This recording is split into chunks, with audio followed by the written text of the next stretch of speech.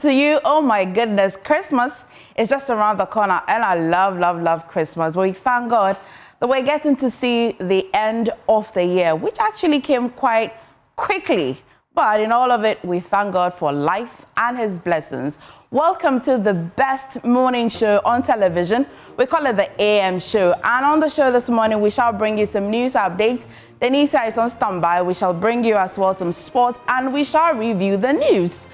And today, in our big stories, we delve into matters arising, of course, the termination of the SML contract by the president and the OSP's move against former Finance Minister Ken Ofori-Atta. What does this mean for the fight against corruption? Is the quest for justice or just political vendetta?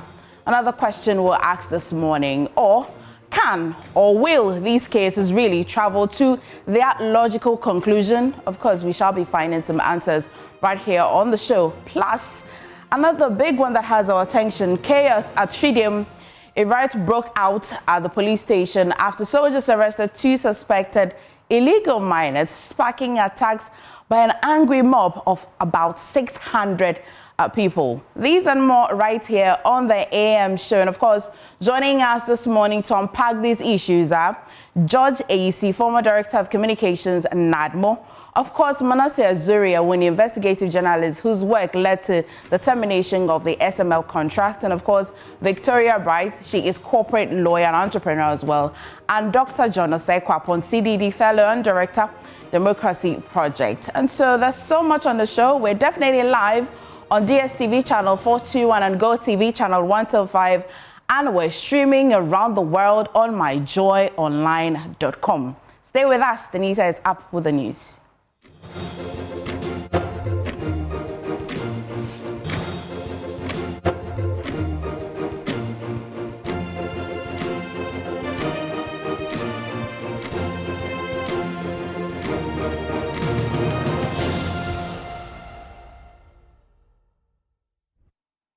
Hello, good morning. Welcome aboard to AM News. My name is Denisia Pomaije. In our very first story, the Municipal Chief Executive of Mfantsiman, Stanley Eric Akwa, has reaffirmed the Assembly's commitment to accelerating development across the municipality following the disbursement of its share of the District Assembly's Common Fund.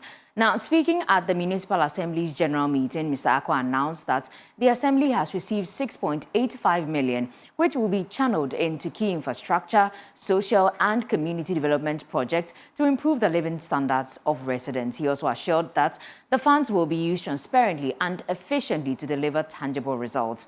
So the meeting also doubled as the commissioning of the newly renovated Mfantsiman Municipal Assembly, facilitated by the goodwill of President of Mfantsiman Salt Pond Development Alliance, Manasseh Azure.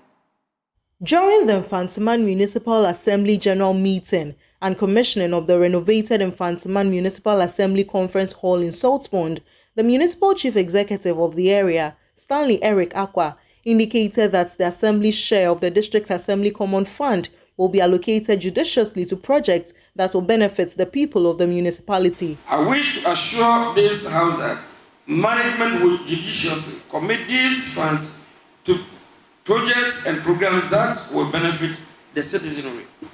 As I pledged to this August House, during our last meeting, the conference hall of the Assembly has been renovated and fully furnished, befitting the status of Municipal Assembly. Additionally, renovation works on the main Assembly block have also started and ongoing. Permit me to use this opportunity to express my sincere appreciation to individuals and stakeholders who contributed to this achievement, particularly Mr. and Manasseh Azure for providing tables and chairs for the Assembly Hall. The president of the Mfantsiman Salt Pond Development Alliance, Manasseh Azure, noted that private professionals of the municipality are committed to filling the gap for development in the area, stressing that they are no threat to government and traditional authorities in the Mfantsiman municipality. For so long, we realized that the Assembly alone cannot lead the development of the municipality. So we, as private professionals of Mfantsiman, have come together to form alliances. One of it is the Sopon Development Alliance. The next will be the Anamabo Development Alliance. We are having the Mankesim Development Alliance. And then the fourth one is in the other four traditional area, Abiaze.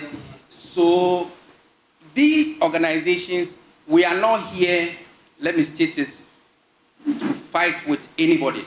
We are here to fill in the gap for development, being financial, being mobilization. Omanhen of the Nkusukum traditional area, Nana Okese Sando the 9th, expressed the traditional council's commitment in working with the youth of the area. We are also ready to work with the youth. The youth are our youth. As I sit here, I'm not an aged person, I'm also a youth. Yes, so the youth are mine.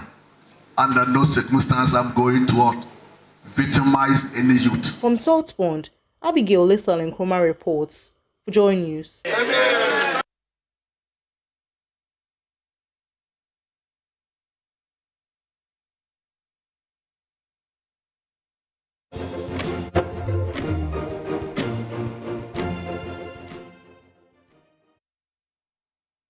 Now, once dismissed as a last resort for the uneducated, technical and vocational education and training, TVET has become a key driver of Ghana's economic transformation.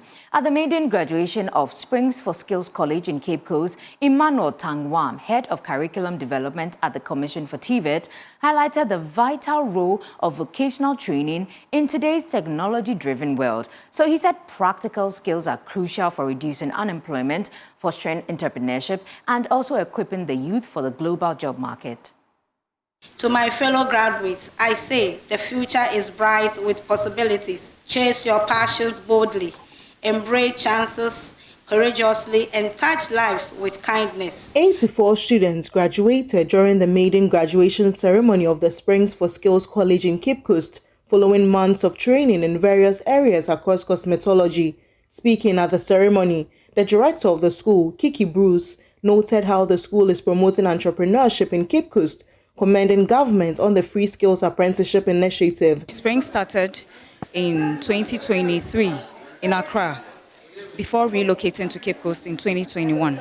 So in 2022, we only started with two students, January 22, and as time kept on going, the numbers kept on increasing. And then government also introduced what we call the Ghana Jobs and Skills Apprenticeship Program.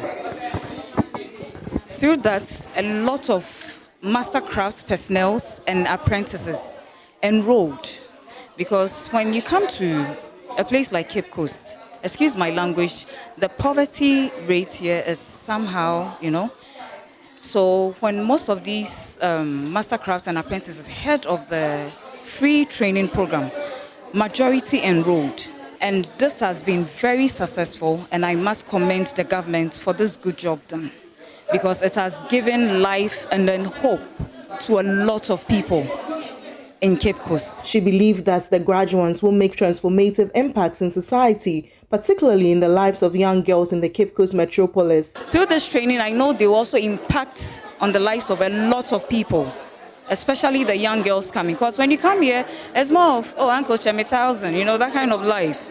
But with this free training in cosmetology and then other trade areas for the men, it has enlightened a lot of people. It has helped a lot of people. Gracing the ceremony, the head of curriculum development at the Commission for TVET, Emmanuel Tangwam, highlighted the essence of skills training, while also urging the graduates to impact society with their acquired skills. I just want to let you understand that in this age of technology and ICT, as far as skills training is concerned, we need to take it up very, very seriously. Whatever skills that you have gained, whatever empowerment that you have been given, after this, don't let it slip by.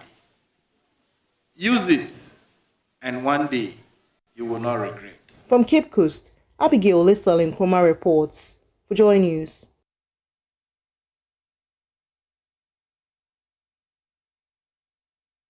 Oosh.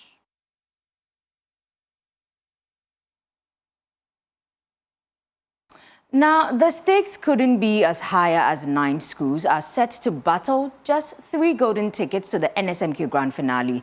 So as the pressure mounts, defending champions in Mfantipim School is ready to prove their trophy wasn't by chance. While first-timers like Mankranso SHS and Aminiampong SHS are rewriting their school's story in bold ink, my colleague Jacqueline Ansomayeboa has more. After weeks of tension, upset and tears, the semi-final list is finally complete. Defending champions in Mfantipim School are on course to make it back-to-back glory. We came, we did it, and we won it.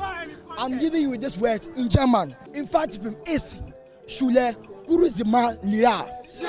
But first, they'll have to silence this year's surprise package, Mankranso Senior High School.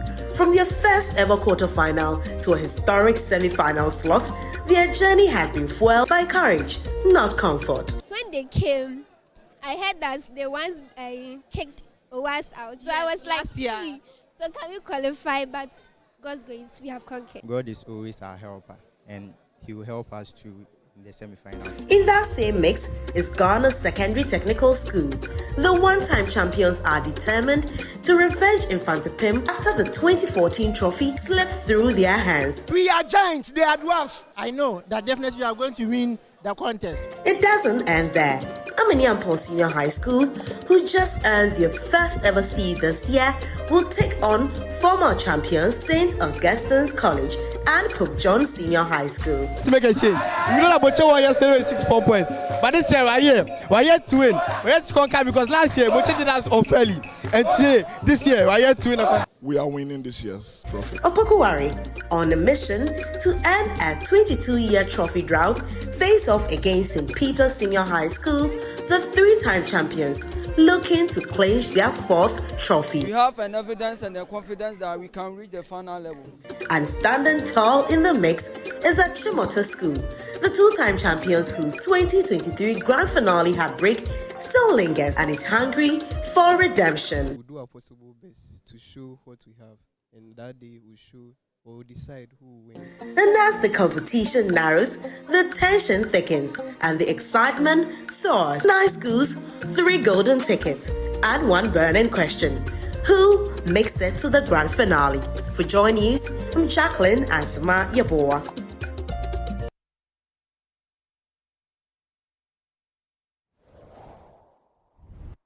It's now time for business. So we're giving you a wrap from the Joy News and EcoBank, Joy Business and EcoBank SME Fair that happened over the weekend. A lot of exhibitors and a lot of patrons at that event. We have a wrap from the business team for you. Your most delightful Tom Brown to the sandals to the outfit, every single item, Ghanaian-made item that you're talking about, we've got it on display here. And it's been a great experience so far. I mean, for the last days, Friday we started, yesterday was a really exciting time, and we are wrapping it up all today. Well, I'm here to talk to one of the exhibitors. He deals in some really nice outfit. Hello, sir. What's the name? Kofi Chire Ajima. Wow. Which company is this? So this is Kofi Chire Clothing. Chire Clothing. What do you deal in? Because I've seen some of your outfit really nice. So actually we deal in kaftans. We have some casuals as well. Some denims on my right hand, and these are casuals as well. How's the experience been in the last few days, you know, here at the good part? Oh, it's a good place to be. Exposure is guaranteed. You meet a lot of people. You have other works to learn from, and I really like the publicity as well. Awesome. And of course, we are live on Joy News as we are speaking to you right now. So it's been a great experience for him, Kofi Clothing. You can check him out. Let's try and take you around a bit more and show you what we've got. So also here is another station. Hello, madam. What's the name? The company name is Godfrey KM Theatre Memorial Ventures. Wow. Awesome. And I see that you've got some nice outfit here. We are into northern fabric. And so you've got the fabric, you've got some of the... Yes, please. Wow. How's the experience been so far here at the fair? Small. Wow. But have you enjoy the exposure, because even as we're speaking to you right now, we're live on Joe News, the midday news. I'm sure you've enjoyed the exposure and all of that. And I mean, talk to me about, especially some of these outfits. What's the level of quality of it? It's pure cotton and it's hand weaving fabric too. It's good. I'm calling everybody to come and buy some. It's very affordable. Yeah, so you had a very affordable. You like some of the authentic northern clothing, northern fabrics. Make sure you come here and get off some of them. Those of you who love the Batakari also, we've got some of them up here. Make sure you come here and interact with them. So it's still the EcoBank Joy Business SME Fair, and we're just going around to talk to some of the vendors that are here. It's not over. We are here till 8 p.m. So make sure you come around and get some of the items for yourself. Hello, what have you got here? Which shop is this? Eblis Boutique, and we deal with ladies wear and men's polo. We have office wear, casual. We also have white dresses, shoes, bags. So there's a boutique. You've got everything. Yeah. Every lady wear, you've got it here. Yes, and perfumes. You sell perfumes too? Yes. How's the experience been at this fair? It's fun. Like, they are buying, we are making sales, so we are enjoying. You're making money. Yeah. Awesome. And I can see some of the outfit here. There's a classic dinner wear. Yeah, these are the luxury wears. Awesome. So, yeah, we're still here at the fair. Make sure you come around. They've got some really nice bags. And what's very important about this fair is that these vendors have agreed to sell these products at a reduced price, really reduced price. So they are discounted. Hello, which shop is this? These are her brands. Wow, what have you got here? So with the her brands, we have different brands under her brand. We have Aha Intimate, we have Lawen Taylor, we have Abrofra, we have Slims, and also Accents. We have accessories as well. So with Aha Intimate, we have our bras, sexy lingerie, panties, your nightwear, your cotton panties, everything underwears, we have it. And also with the Lawen Taylor, we have men's undergarments. We have V-necks, round neck singlets, boxer shorts, briefs. We have all of that, and we have suits. We have got suits? Yes, we do. Wow. How's the experience been in the last few days here? Okay, the experience has been great so far. We've made a lot of sales. We've met new customers that we can work with in the future. I've tried almost like 2 foods right now, and then it's so nice. I tried Las Palmas, yes, catering service, their food. It was so delicious. So I'm actually having fun, and I'm still going through all the stands and everything to see other stuff. I bought some beads, I bought some food, coconut drink. I'm here to buy that one. So I'm happy that it's strictly Ghanaian, because I like to buy made in Ghana goods. Joy FM and Multimedia Tribe. Now we have the platform. We need to shout so that the people at the mall can hear that we are here. Somebody lift up your voice in this place.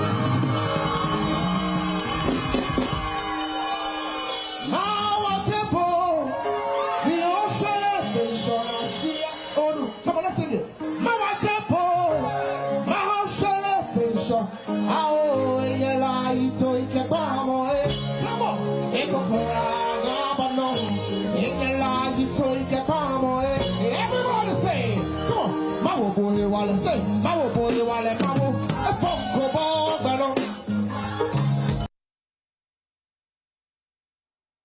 And that's it for business news. But before I go, I'll just give you one more story. The Christian Health Association of Ghana has set an ambitious target for all of its facilities to reach Safe Care 3 level. Now, the faith-based health organization made this announcement as it fully takes over the program after 6 years of support from Farm Access. Emmanuel Jivenu has the report. The Christian Health Association of Ghana is now fully leading its Safe Care Quality Improvement Program after 6 years of support and collaboration with Farm Access. This marks the first time the global initiative has been completely localized in Ghana. Speaking to Joy News at the handing over ceremony in Accra, Director of Safe Care International, Rodlin Barker, praised JAG's leadership for driving quality improvement across its facilities.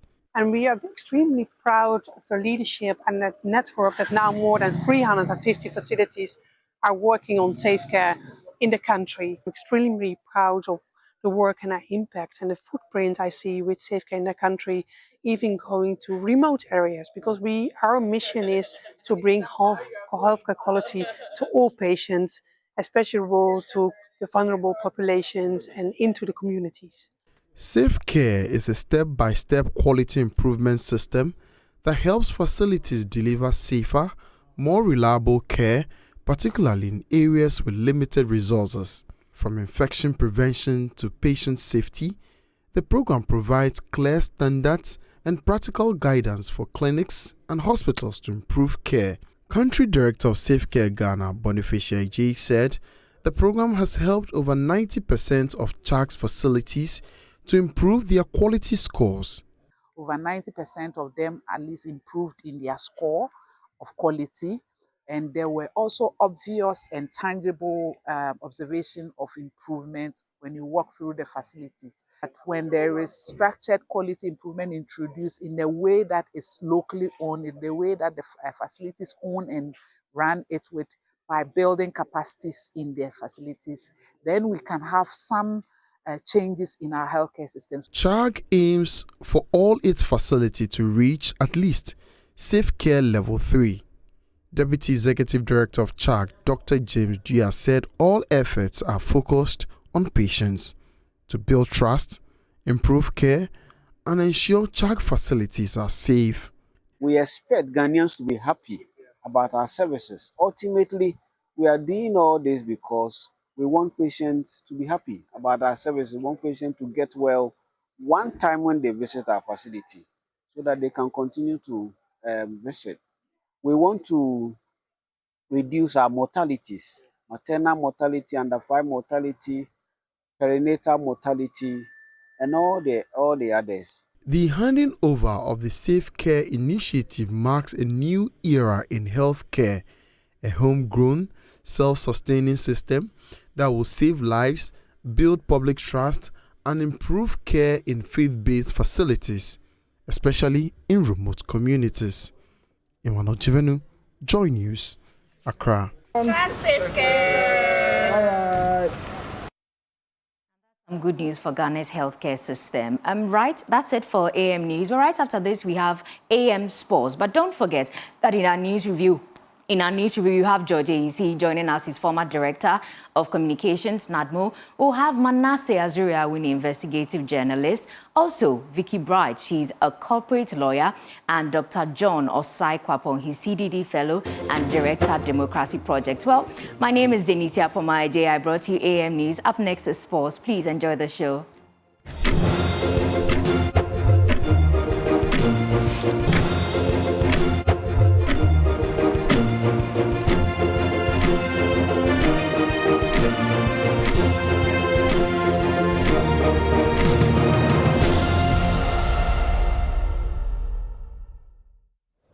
Good morning, everyone. Welcome to AM Sports here with me, Muftao Nabila Abdullah. Ghana's Black Queen's success of qualifying to the African Women's Cup of Nations that will stage in Morocco 2026 was done or achieved through the brilliance of one man who is behind the scenes and analyzing the strengths and weaknesses of every single opponent of Ghana's senior national team. He is Chris Bafo, the video analyst of the team. My colleague, Joseph Yinga Walter, paid him a visit and put together this special report. Meet Christian Bafo, the video analyst for the Black Queens. Bafo was born in Ghana but grew up in the UK. Like many young Ghanaian children, he dreamed of playing football at the highest level. He was privileged to enroll in the Nike Academy in the UK as a goalkeeper and trained with Ghana's national junior teams at some point before shoulder injury forced him to retire. At 19, I stopped playing. I had a hip flexor injury and a shoulder injury when I was at Nike. I could have carried on, but I think it was good for me because at the time I realized being a goalkeeper, a good pathway for me could be coaching. You know, footballers' careers are short, but I saw that in coaching I can have a very long career and there was no rush, you know. With football, I started quite late. Okay. So with coaching, I got a head start. So I coached a semi-professional team. I coached some academies in the UK, but my first real role was a semi-professional team. I was an assistant coach. There's a team called Hackney Wick, it's quite a popular team in London. For Bafo, coaching was enjoyable. Taking notes on key moments in matches fueled his passion to dig deeper.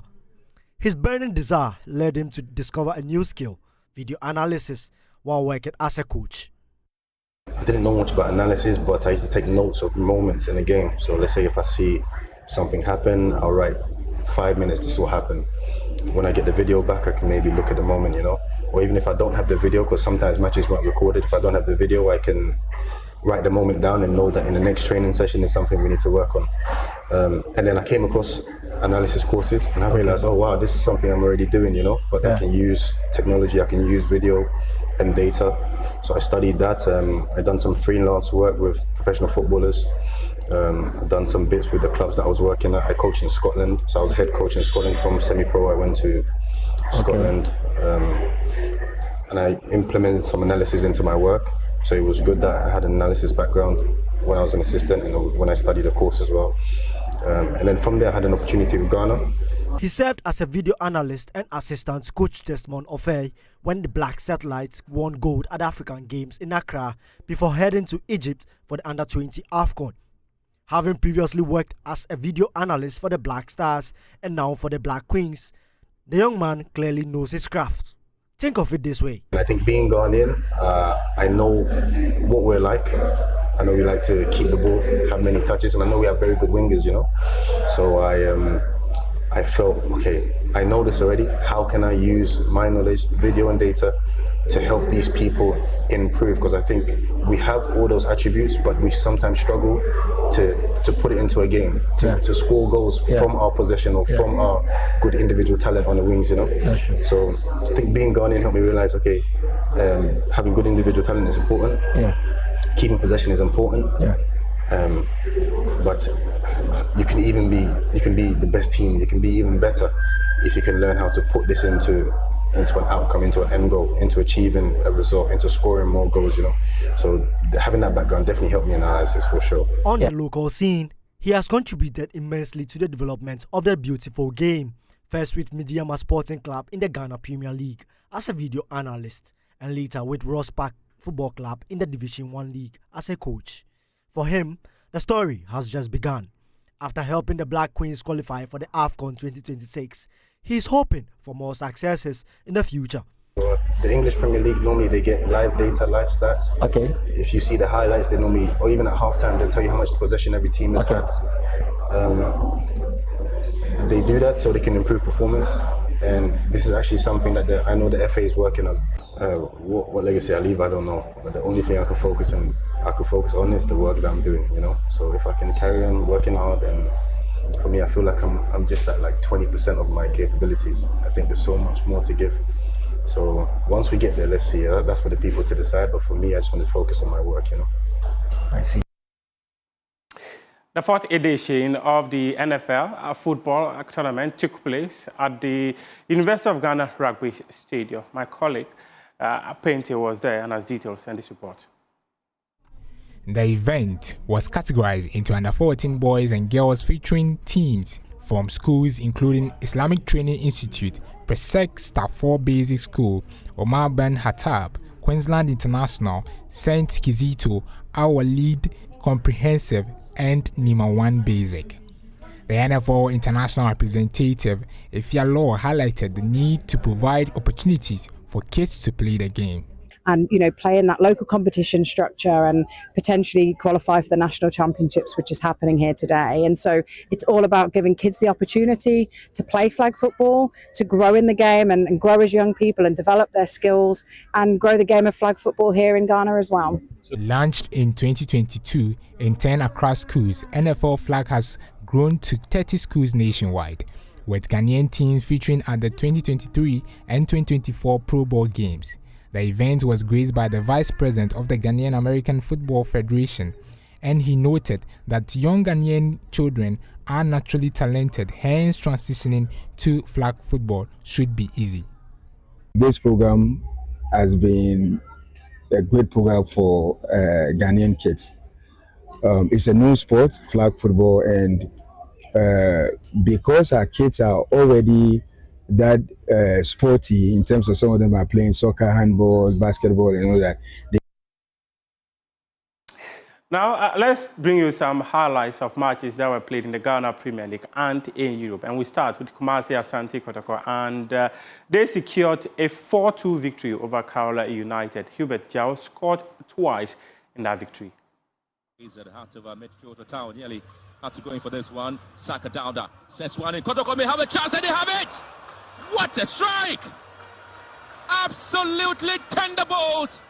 And Kumasi Asante Kotoko have opened the scoring here. What a time to score this one. Wow. Did you see that coming?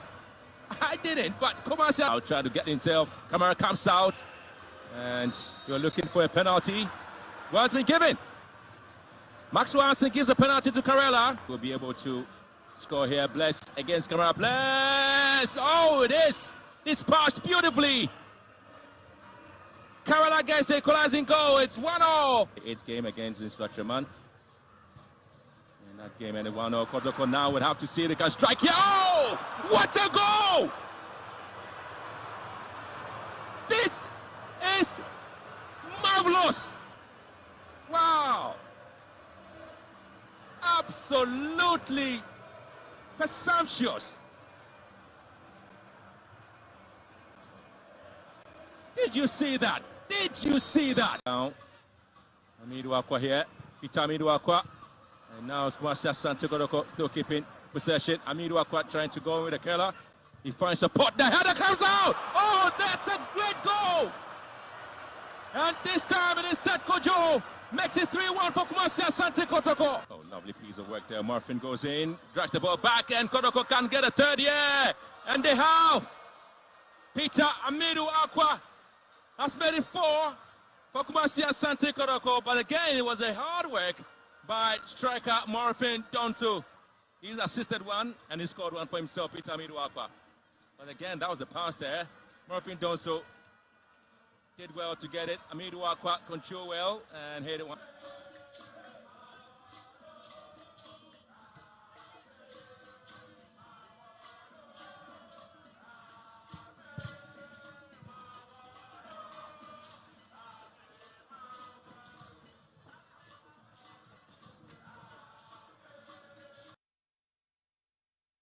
Now let's take a look at the results of matches that were played in the Ghana Premier League on March Day 8. Just gone by, a Kumasi Asante Kotoko's 4-2 win over Kerala United. Dreams FC won 2-0 against Samatex. And the Swedro All Blacks, they were at home and they drew 1-1 against Heart of Lions.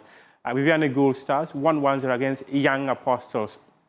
Basaka Hole Stars sat at home and lost 2-1 to Accra House of Folk. The Phobians returning to winning ways at that 2-2 draw against Viviane Gold Stars on March Day 7.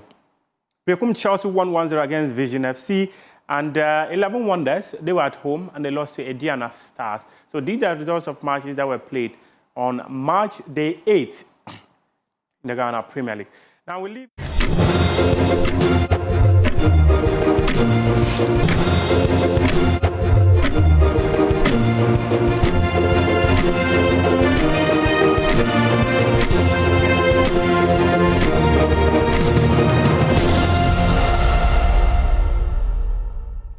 Good morning once again, and thank you for staying with us. Time now to review the news, and I shall be bringing you everything that's made it to the headlines this morning. We're starting with the news center, and the biggest one in front of the news center is over 400 laid off, and this is in relation to the Heath Goldfields story. You must have heard about some hiccups earlier about one takeover from Heath Goats, but most importantly over Goldfields, I should say, most importantly over 400 workers with Heath Gold have said that they need to be paid most of their salaries. That story is on page 2 of the news center if you're interested. But another one that has our attention this morning is MPs receive as gratia executive and others in limbo. And if you read that story, it tells you that the president has made sure that members of the 8th Parliament have received their emoluments, which you know as gratia, but some members of the executive have not received theirs yet. It's a story that is still unfolding.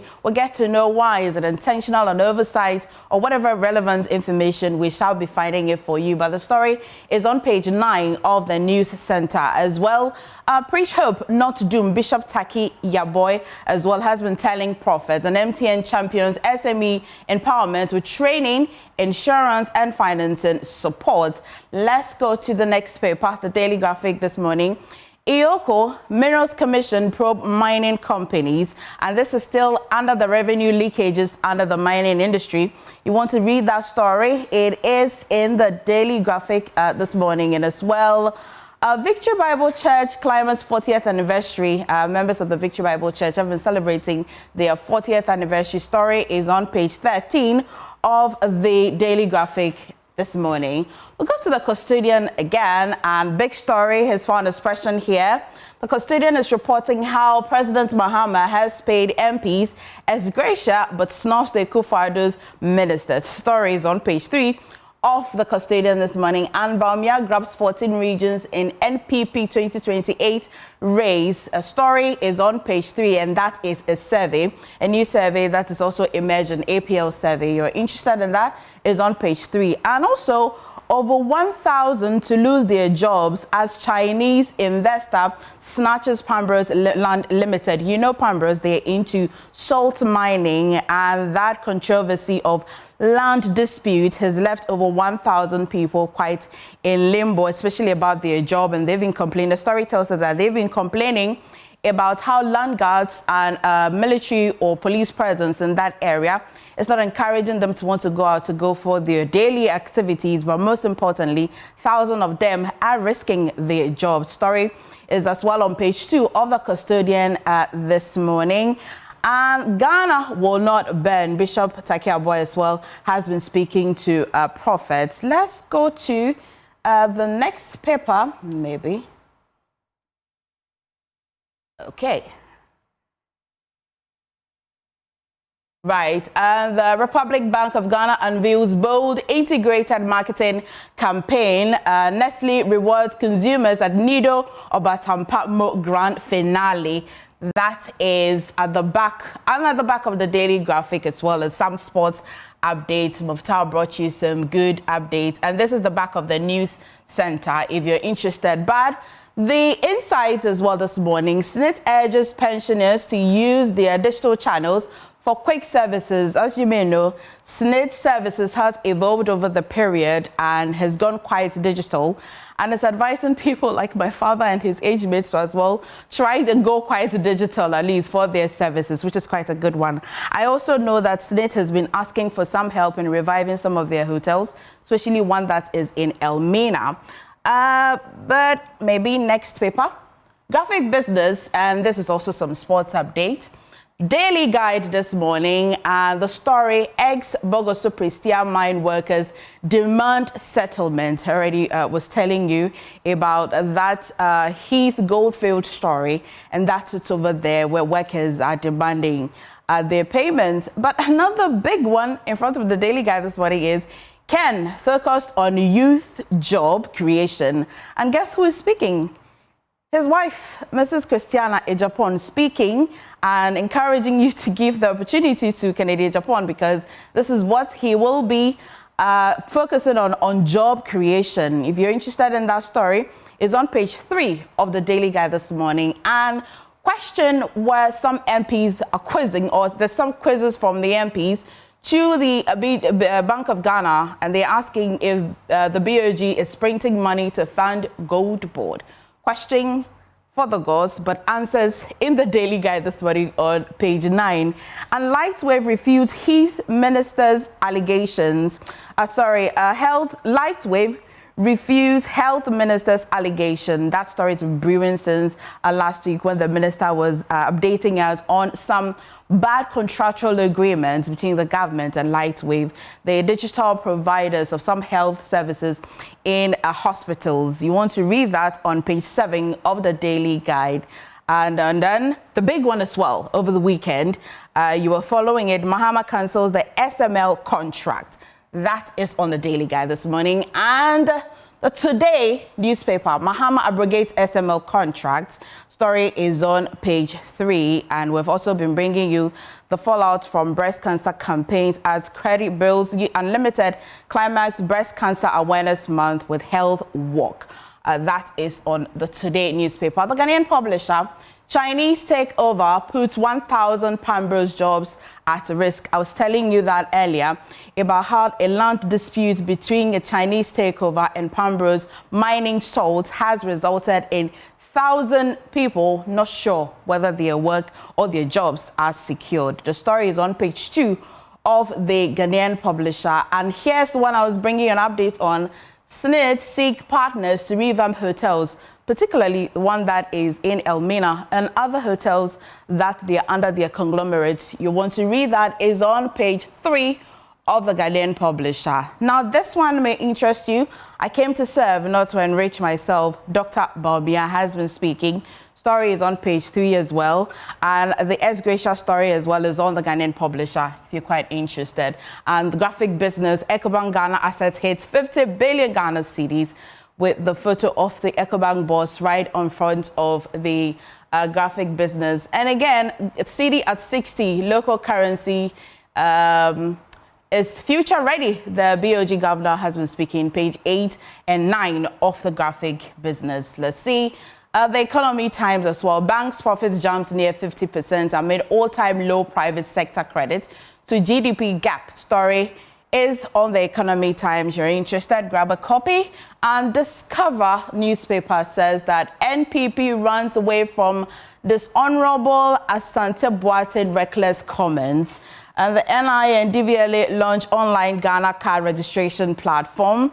Baumia leads NPP race with 63.9% Africa Policy Lens survey reviews. This is a new survey as well. Interested? You should grab a copy of the Discover newspaper. And Mahama proposes Africa Beyond Aid. That one as well. I will go to the next paper, or maybe that's the last paper, but I'll take you onto My Joy Online quickly. Of course, what is the news review without myjoyonline.com? And big story. If you missed the SME fair over the weekend, there's an update on it on My Joy Online as Perez Music leads patrons and vendors in spirit-filled worship at grand finale of Ecobank Joy Business SME Fair. If you missed it, I'm sorry. Make sure that you do not miss it next year. But let me quickly bring you City News shortly so that we'll wrap on the headlines. Lightwave reject Akanda's claims on electronic health contracts, data control, and payments. This is a story that is still staying with us for a while as it started from last week. You can go on the City Newsroom and take a read. And so that'll be all for the headlines of the newspapers as well and on My Joy Online and City News. But if you want to stay with us, that's more. We are reviewing it shortly.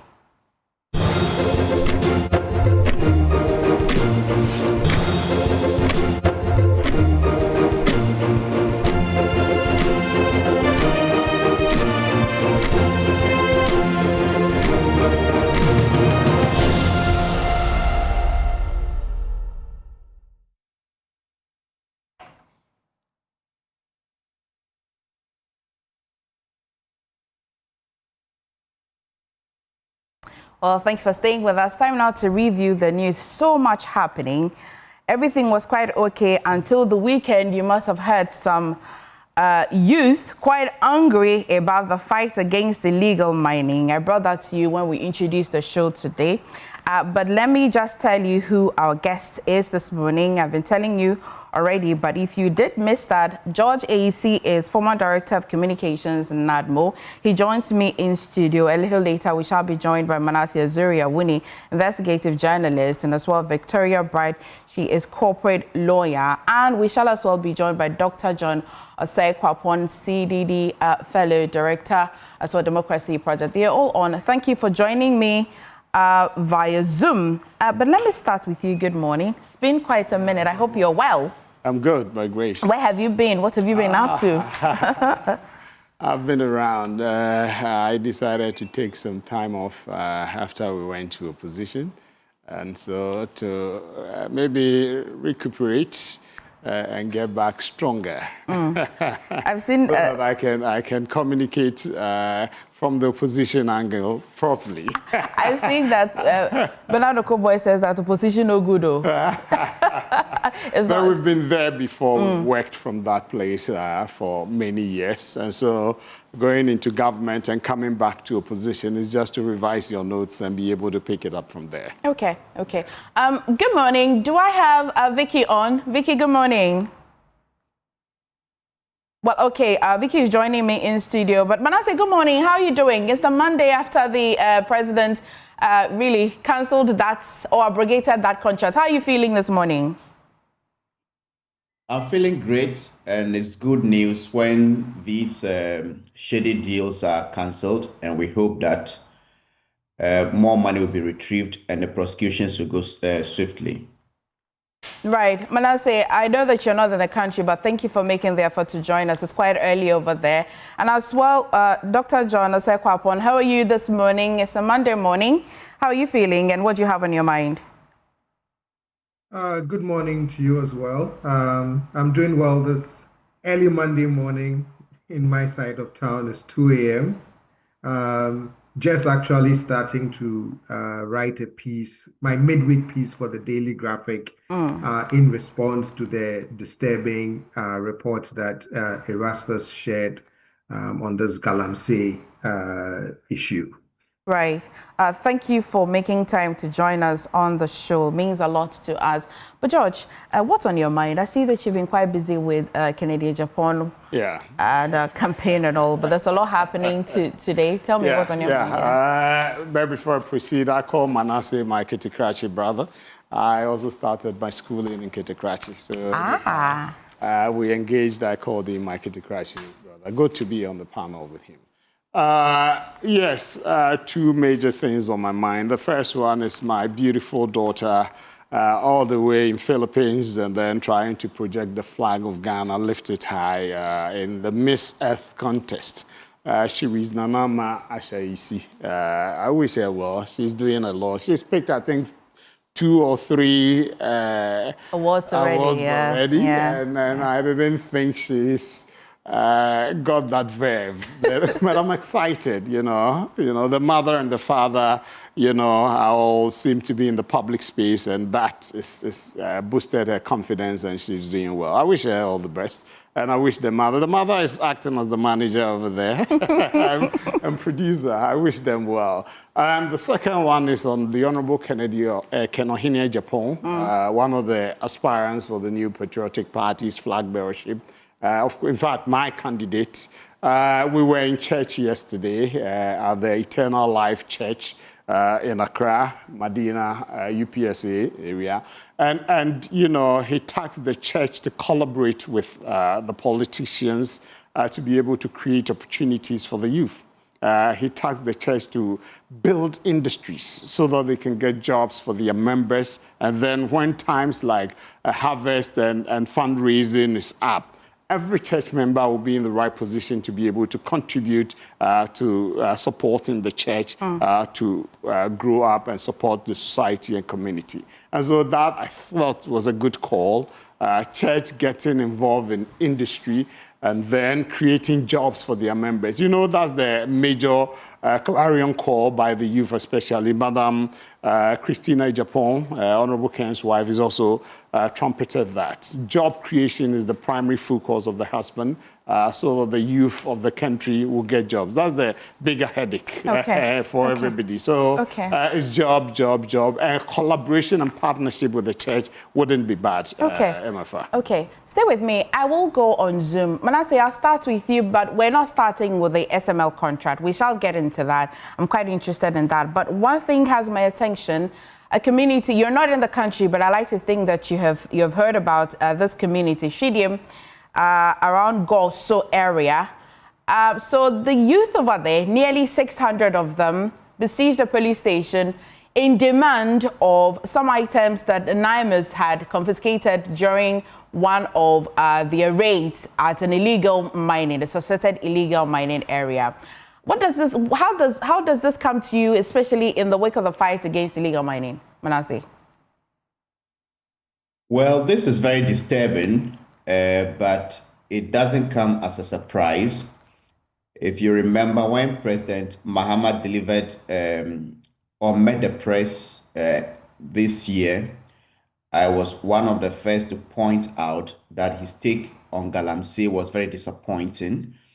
And some people didn't like it, but that is the truth. I don't see the true commitment. And beyond Galamsey, what we are seeing now is also a threat to the security of the nation. If you follow all these raids, almost always you would find that they seize weapons.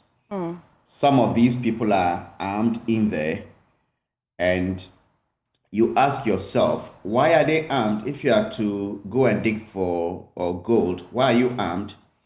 They are armed because they want to protect themselves against perhaps thieves and criminals. But if every single site you find illegal miners with these illegal arms, then it tells you the level of proliferation of, let's say, illicit arms into the system. And then when we have a point that they are not using these arms, or when they finally leave the Galamsey site, they are likely to find alternative uses for these arms. And sometimes, if you watch what has happened in many other African countries where there have been wars and others, some of these wars and illicit activities are funded by monies people make from mines, diamonds, and other places. So it is getting out of hand. I am not so much calling for this, how do you call it? They say a state of emergency. The politician can give you a state of emergency without solving the problem. But I know that if you are committed to solving this problem, they will. And most of the time, the reason we cannot solve a problem is when those who are supposed to solve the problem are benefiting from it.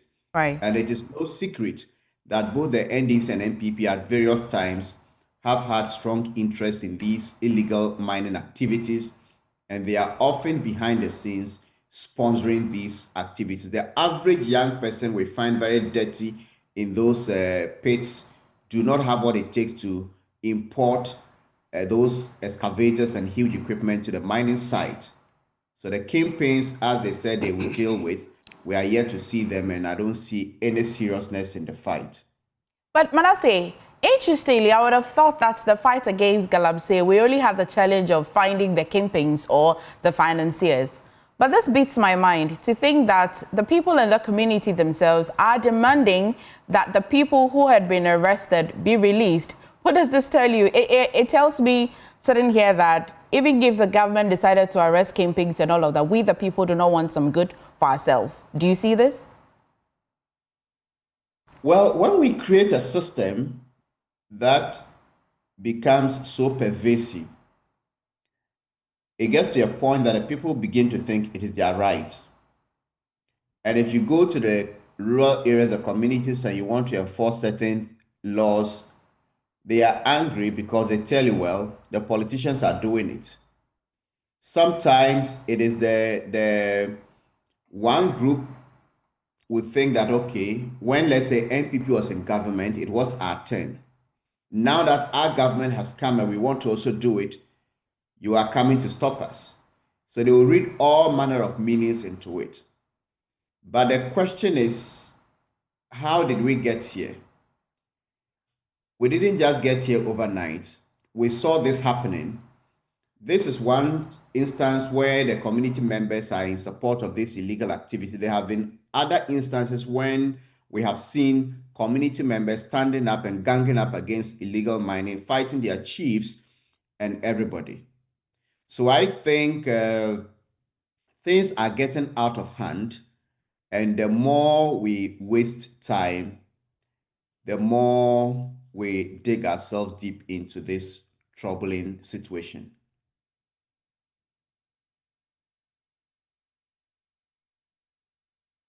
You were almost authoring a piece that will go to the Daily Graphic this morning.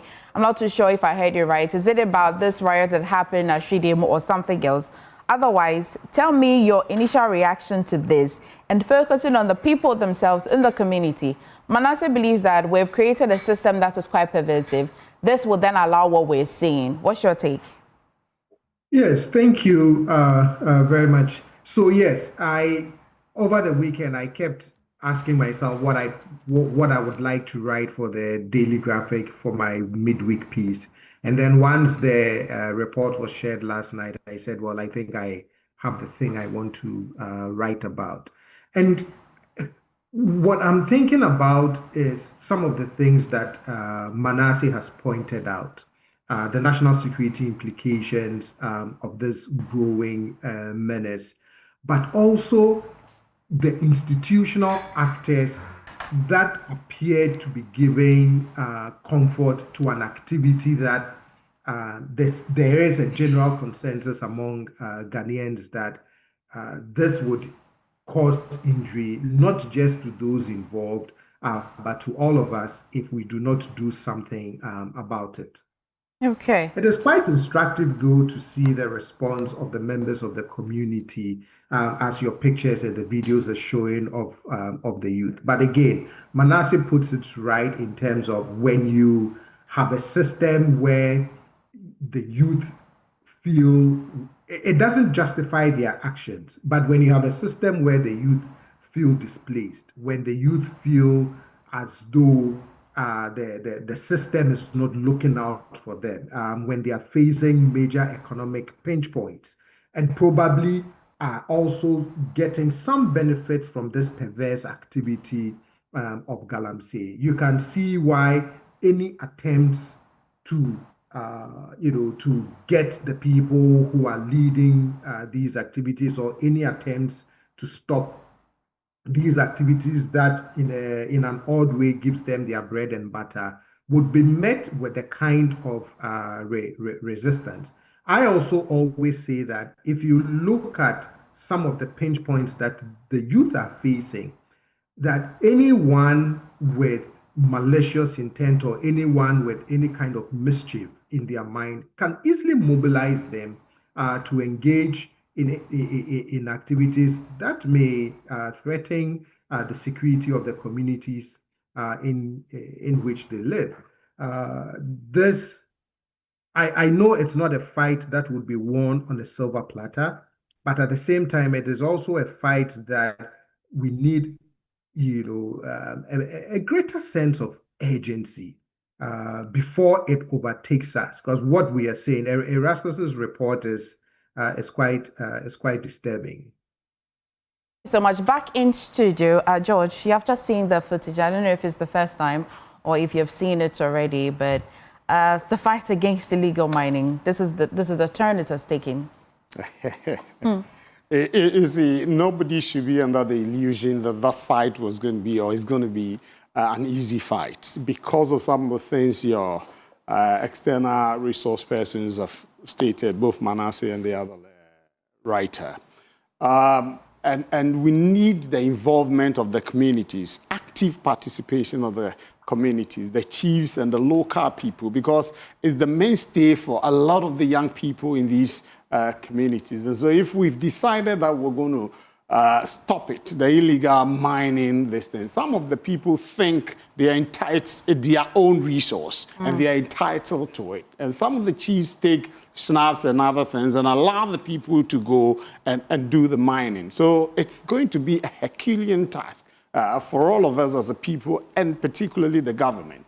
The second aspect, MFI, is also about the posturing, especially of the current government. You get it? When we're in power, it was one of the... Look, I said in 2016, I happened to have been privileged to be in a meeting where Nana Addo Dankwa Akufo-Addo himself and some of the UCC dons in academia were present. In the middle of the night, when Nana Addo rolled out his plan and vision for protecting the water bodies and the forest and fighting illegal, he was fully committed to succeeding in that course. But if you don't get the buy-in of the nation, in fact, initially he had the buy-in of the media and everybody. But going forward, it became a challenge because of some of the things Manasseh said, that like it or not, some of us, the politicians, are involved in some of these things. You get it. I remember when we were doing, I was campaigning to be Central Regional Secretary of the MPP. I got to a point in the Dunkwa area. They asked me some of the questions. At that time, the government had banned the mining activities. Partially, the small scale. Yes, small scale, everything mine. So, you know, they asked me what I was going to do to ensure that it is reinstated, and then how, because it's their mainstay. Okay? This is a politician wanting to be a secretary, and people, major questions they ask. What was your answer? No, I said, yes, now we want to look at protecting the water bodies and observe the trends. Whatever the outcome is, we will base on that to take a decision as to whether to allow the small-scale mining to come back. Is that not what the current government is doing? Good. So we did even that. We lifted the ban, and then we saw what happened. Now, you see, the current government is having a challenge because of that's why I use the term posturing. You get it? Because they made the people believe when they come, okay, they were going to allow them to mine.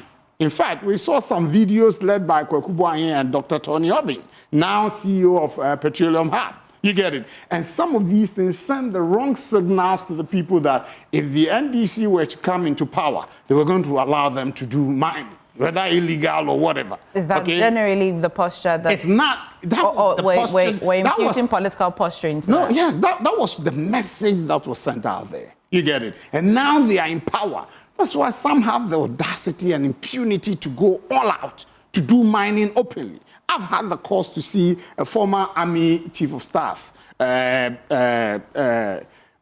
forgotten. He's a good friend of mine. Part of a task force, anti-Galamsey task force. You get it, in the Western region where they encountered a certain NDC chairman, and, you know, he was brazenly saying it's for him, they're going to mine and all that. And I saw that army officer very angry. You get it? He was part of the task force.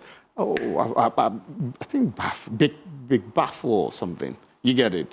So that is the posture that some members of the NDC feel that they are entitled to do the mining. As Manasseh said, their party is in government now, so they have the right to go and do it. But that is not it. I know that the government is committed, you know, to clamping down on illegal mining and protecting our water bodies. But it's going to be a very different... Tell me the posture that is quite different from this government and the previous government. What posture? What was your posture and what was it? When we started, we said we're going to clamp down on illegal mining, anti-Galamsey, Galam Stop, and all that we did. And in the process, you see, I brought in the posturing because, like it or not, this government will need the full support and collaboration of the opposition parties to succeed. You get it? If we make it partisan as it was then, okay? Because the NDC made everybody know it was a partisan. We, the MPP, were involved in the Galamsey, okay? We are not in government. Has it stopped? Okay, it tells you it goes beyond a particular party being involved in it. Now we all must come along with Manasseh to believe that when a politician promises that they'll fight Galamsey, we should just hear with our left ear. No. As I speak, I'm not under illusion that President Mahama and his government are not committed to succeeding in the fight against. Otherwise, the 9 months will not be in place. It will be the same thing that the MPP did. So the difficulty, that is where we need everybody on board. Okay? If we want to succeed, I saw it when the media, led by and our brother, engineer Ken Ashigbe and co, came on board to support Nanado in the first step. You get it? It was massive and the response was mega. We need such collaboration between the media, the other political parties, and the NDC government to be able to go all out. And two, MFA, the other aspect is when we do the alternative, the MPP gave them alternative livelihood and co. But it was just a drop in the ocean. You know why? Because these people go into the mines and come back in a day, is able to make between 2,000 and 5,000 cedis. I don't know what kind of jobs the government can create that can replace the amount of money that people. Is this suggesting that we can never end? Oh, no. It's suggesting we need to use other means to combat. Example? People have said it's brutal, you know. Is it? What's that? No, some of that, you need to cordon places, you declare them red zones. Have they not? I don't know. They have declared some areas. I don't know, because zones, they are all there. They are all over the place, mining, destroying the water bodies. Okay. In fact, there are allegations of top guns of government, having mining sites and all that. Okay. If these are true, then it's going to be difficult for the President Mahama administration to succeed in this. Okay, stay with me. Vicky's joined us in studio. It's always a pleasure to see you. How are you doing? All right. Very well, thank you for asking. So, you've seen this video in Tridium near Goso. This morning when you woke up, how were you feeling about the fight against illegal mining? I mean, we are all beginning to sound like broken records when it comes to this fight against Galamsey. Really, it is an existentialist threat. We all know all the repercussions if we don't stop this now. I don't think we really have any bandwidth left to not permanently resolve this problem somehow. We've run out of that, any bandwidth, any extra time. I remember I was here not too long ago when one of the doctors from Kolebu was talking about, studying 4,000 fetuses and, all the problems that we have, children being spontaneously aborted and all that. So as for the consequences of not dealing with this, it's there. They are there. They are known to all of us. And they are so dire that I wonder why it doesn't seem to bother these people who are perpetrating illegal mining. I wonder whether they are Ghanaians. Of course, they are Ghanaians, but I just wonder what motivates them beyond money. Because as human beings, we have to stand for more than just money. You have to stand for something. You understand? This is something that is a national problem. It is not an NDC problem. It is not an MPP problem. Yeah. It is a Ghanaian problem, because it is an existentialist threat to us as Ghanaians. These people cannot be allowed to take over. I mean, how can we have a situation where civilians and the police are rescuing the military? It's ridiculous. It's riots over and over and over again. I mean, we have to do something. And I think, and I've said this before, and I know how difficult it is for the government to do so, but maybe I think we should now consider this state of emergency that we've all been talking about. Okay, Vicky. Okay, well, we're joined by Professor Kwesi Anini. He is security consultant. Prof, good morning, and thank you for making time for joining us on the show this morning. So, this little challenge at Tridium, can you please paint a picture of how dire our security is, just in the quest to fight illegal mining? That a little over 600 youth besiege a police area, are asking for demand of persons who are attempting to fight illegal mining. Tell us how serious this matter is in terms of security. Oh, that's for serious. Maybe that word doesn't chat, what we are seeing. Probably first, the problem is not with the 600 people. The problem is first. The first, if you read the story, there was a defense intelligence representative who came, tried to prevent the arrest. Then the owner, who is self-confident, he thinks he's well networked, and according to the act, was arrogant. And then the MP comes, and then that MP was sent by, I think, a former minister and also an MP. So you have the creme de la creme of your society who go to parliament, pass law that authorizes a law to do what it does, but the same people, through the state intelligence agents, are threatening the lives of people. This is a cyclical pattern of comedy. Okay?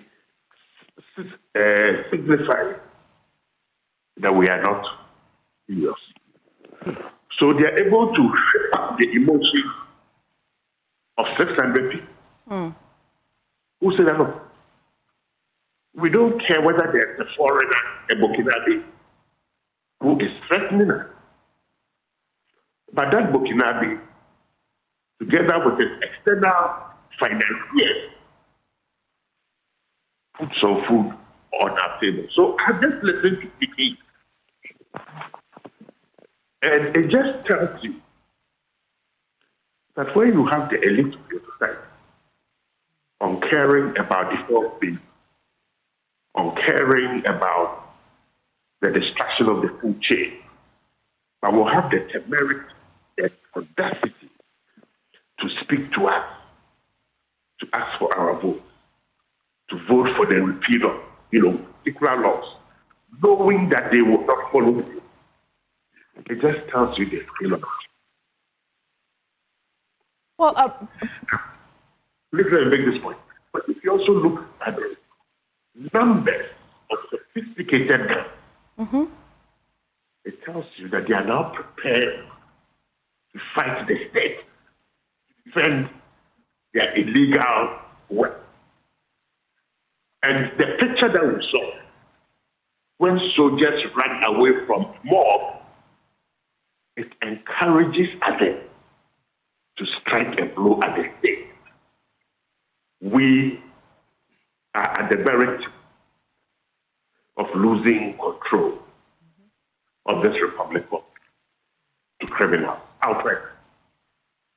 Prof, many have said that for these young people who engage in this kind of support for people who are alleged to be engaged in illegal mining, if they had alternatives, if they had jobs, they won't be engaged in this illegal mining directly or indirectly. Is this true? That is not true.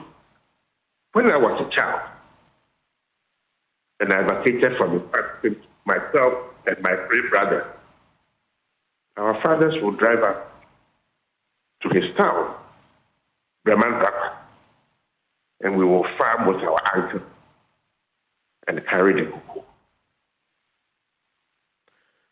If we have land in Galamsey, or we can also farm on those lands.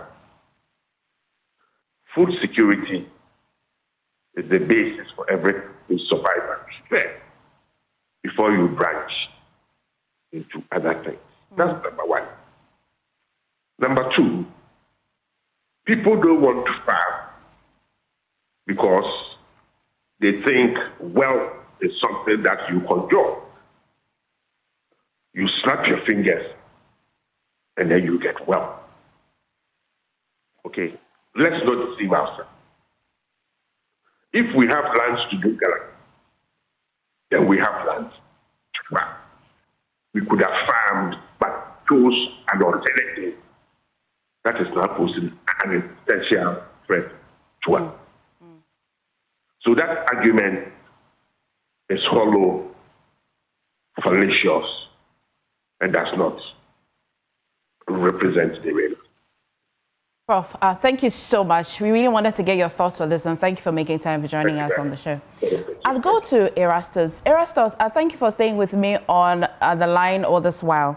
First of all, paint a picture of how illegal mining looks in that particular area. Tell me, is it serious or this is just one-off? So, where they were doing this is just by the Huidim Road, the half of Huidim Road, just by the main roadside.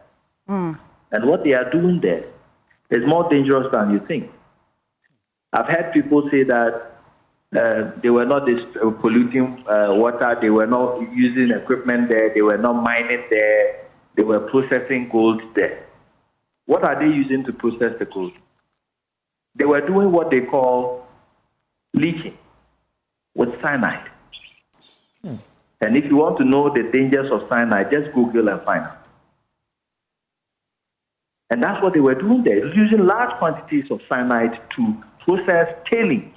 The tailings are the residues from the mining site, the byproduct of mining. And people have realized that the tailings contain about 70% of unrecovered gold. And so they are now adopting the use of cyanide. So they buy the tailings from somewhere, bring it to a community, and then they use that process to recover gold. And it's very, very dangerous. It's something I've been working on. If you look at the small-scale sector and you see how many people are sick as a result of cyanide contamination or poison, it will shock you. And that's what they were doing there. I see. And so, aside that, we have a lot of illegal mining sites in that area. And that's where they buy the tailings from. And this thing that happened, I'm telling you, it goes to confirm what I've been talking about all this while. That there are big fishes behind frustrating the efforts of those who are fighting illegal mining. NIMOS may not speak to you, but behind the scenes, they are frustrated because they conduct an operation and you have all manner of people like the ones who showed up, MPs, ministers, calling and demanding that equipment are released. At the local level, I've had a chance to talk about people who are now going after seized excavators. The excavators that the IGP's men seized. People are now going behind the scenes and getting them back into the Galamsey field. And these are no ordinary people. These are people like the ones who showed up at the site who are now calling the shots and asking, let's release the equipment. In some instances, regional ministers are involved. I have evidence to that effect. I have confronted some of them behind the scenes. They have not denied. You have some of them who are directly involved. And until the president cracks the whip on these people, then we'll be back to square one. Erastus, for a community like Shediemu, I'm staying with you a little longer. So for a community like Shediemu, prior to these young people besieging the police station or this particular area which we're seeing on the screen, did the community look like they themselves endorsed the mining? Of course.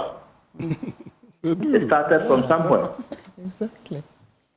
And we did not stop it. We continue to endorse it. And now, many of such communities, I have a video, you can talk about Manso. Now, Manso is like a habitat for illegal gold mining. They do not know any other job apart from illegal gold mining. And they see it as normal. Now we are normalizing what by law is criminal and is punishable. And so many communities are like that. You realize what happened in Manso, where they are passed the IGP's task force, and you had Yamin, who belongs to the NDC, going back to the community to endorse that action. So gradually, we are building a society that is accepting crime as normality.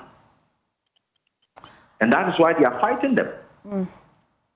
Maybe finally, Erastus, before I let you go, two things. What's the situation like in the community as of this morning, if you have updates, and as well from NIMOS? And again, beyond the financiers, beyond the big people that are behind this illegal mining, young people, they themselves, do they look like if they have alternatives, they would rather not mine, or they generally just have appetite for mining?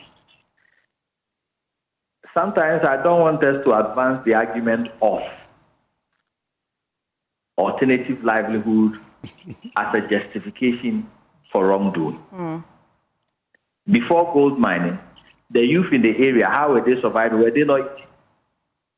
Were they not farming? Yeah. Were they not going into apprenticeships? But the gold itself, does it last forever? No. When you go to Manso, many of their lands are gone. Pits and gullies. And the gold itself is gone. One, you do not have land to farm anymore. You do not have the gold. What happens then? People now start migrating to urban centers to look for non-existent jobs. That is the future we are building. Gradually we'll get there. Where the gold will be gone, the lands would have been destroyed. You will need more money to reclaim before you can use it. And now the youth will be without jobs. They will only have money that is spent already. That is where we are getting to. So it's no justification at all for to engage in illegality. After all, if you want to mine, the law says go and get a license, follow the rules, and mine responsibly. Right. Okay, Erastus, thank you for bringing us update. But the situation is calm as of this morning over there. Yes, from what I'm gathering, there have been some arrests of some of the rioters. I'm still trying to get more information from the ground, but the situation is calm as we speak. Okay. Let's commend him for the good. Erastus, yeah, George has just been commending you here. You want to say he would hear you, but you stay safe out there, Erastus. You can send your. I'm great. Okay. Okay. Well, thank you for joining us, but have a good day, Erastus. Away from illegal mining, let's go on to a very important topic that broke over the weekend as the Office of the Special Prosecutor has announced that it will, by end of November 2025, charge several individuals for corruption and corruption-related offences following the conclusion of investigations into specific cases. Now, one of such cases, or among the recoveries, is that the OSP plans to retrieve a 125 million Ghana cedis from Strategic Mobilisation Ghana Limited, what you know as SML. Money described as unjust enrichment obtained unfairly at the expense of the Republic. Now, Manasseh, who has done a lot of work on this particular contract, digging in. Manasseh, once again, thank you for staying with us. So the president has abrogated all, I should use the word cancel, that contract. What in that contract, or what in that arrangement between SML, GRA, and the government of Ghana had your attention so much that you wanted it to go under the radar? Well, thank you. If you look at this contract, it is modeled along the lines of similar ones in the past. They call them revenue assurance contracts.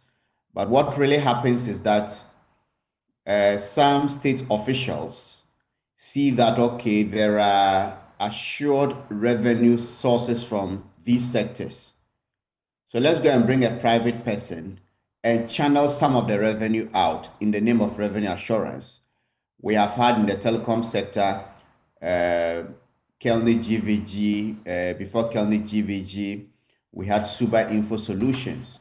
There was a time that we heard that some company called AfriWave had come in, and they create the impression that everybody in the industry is a thief and they are coming to catch those thieves.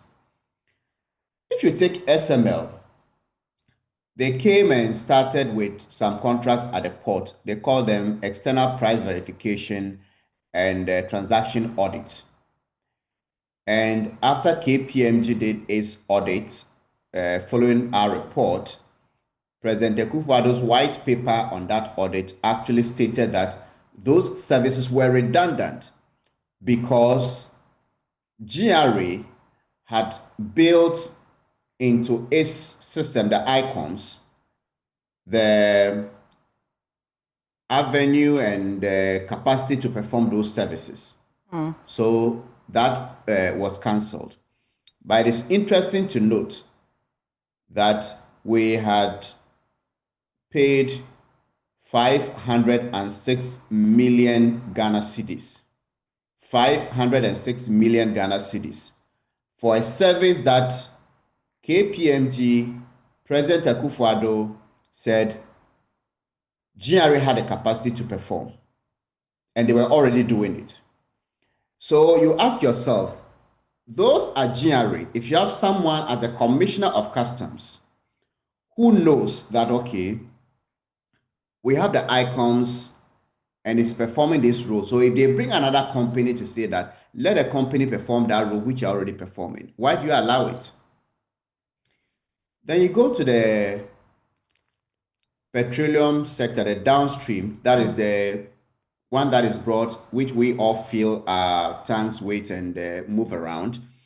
The ones we produce in the high seas is often referred to as the upstream. Yeah. So the downstream sector, there were systems in place to check under declaration, under reporting, diversion, dilution, because these are anomalies that sometimes occur. So there are companies that have been contracted and systems built to curb these. Then they go to bring SML again to that sector and said every liter of petroleum product anybody buys anywhere, SML should be entitled to 5 pesos. 5 pesos looks very small until you multiply that by the billions of liters that we consume. And the question is, what was SML doing? They put some ultrasound meters on the pipelines that move from the depots to the loading gantries. These meters use sound technology so that if there is even they pump air through to clear the pipelines, it records. But there were and there still are meters at the loading gantries that are calibrated by the Ghana Standards Authority every 6 months. When those meters do their recordings, it goes through the ERDMS, which is at the NPA and connected to the customs system called ICOMS. And that is what the GRA has been using for taxes all these years. Since 2019 till now, when the SML has been recording their figures, the GRA has never, not even once, used the SML figures for their taxes. When we asked why, even the SML engineers confirmed in our documentary that because their meters are placed outside of the pipeline, they don't get as accurate recordings as the existing ones. So why would you be paying? And that contract cost us about over 900 million Ghana cedis. That's why when you look at the total, we paid over 1.4 billion cedis to SML. SML, in order to justify these payments, put on their website that they were checking under reporting, under declaration, diversion, and dilution of petroleum products. But we did our investigation, went to the depots, speak to all people in the value chain, including GRA, who said SML was not performing any of those services. And when we confronted them that, look, this is what we have found, they admitted and then deleted those services from their website.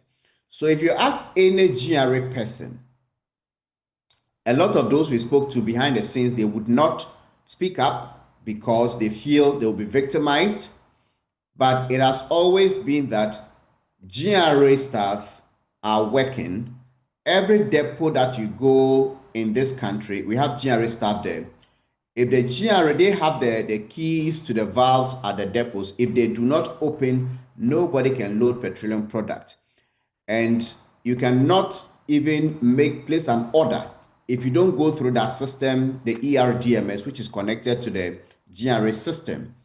And this system is so efficient that if you owe and then you do not pay your taxes, they will log you out and you cannot load anywhere in this country. Previously, in years past, someone could owe in Tema, a depot in Tema, and go to load in Takrady. With this system, that has been cancelled.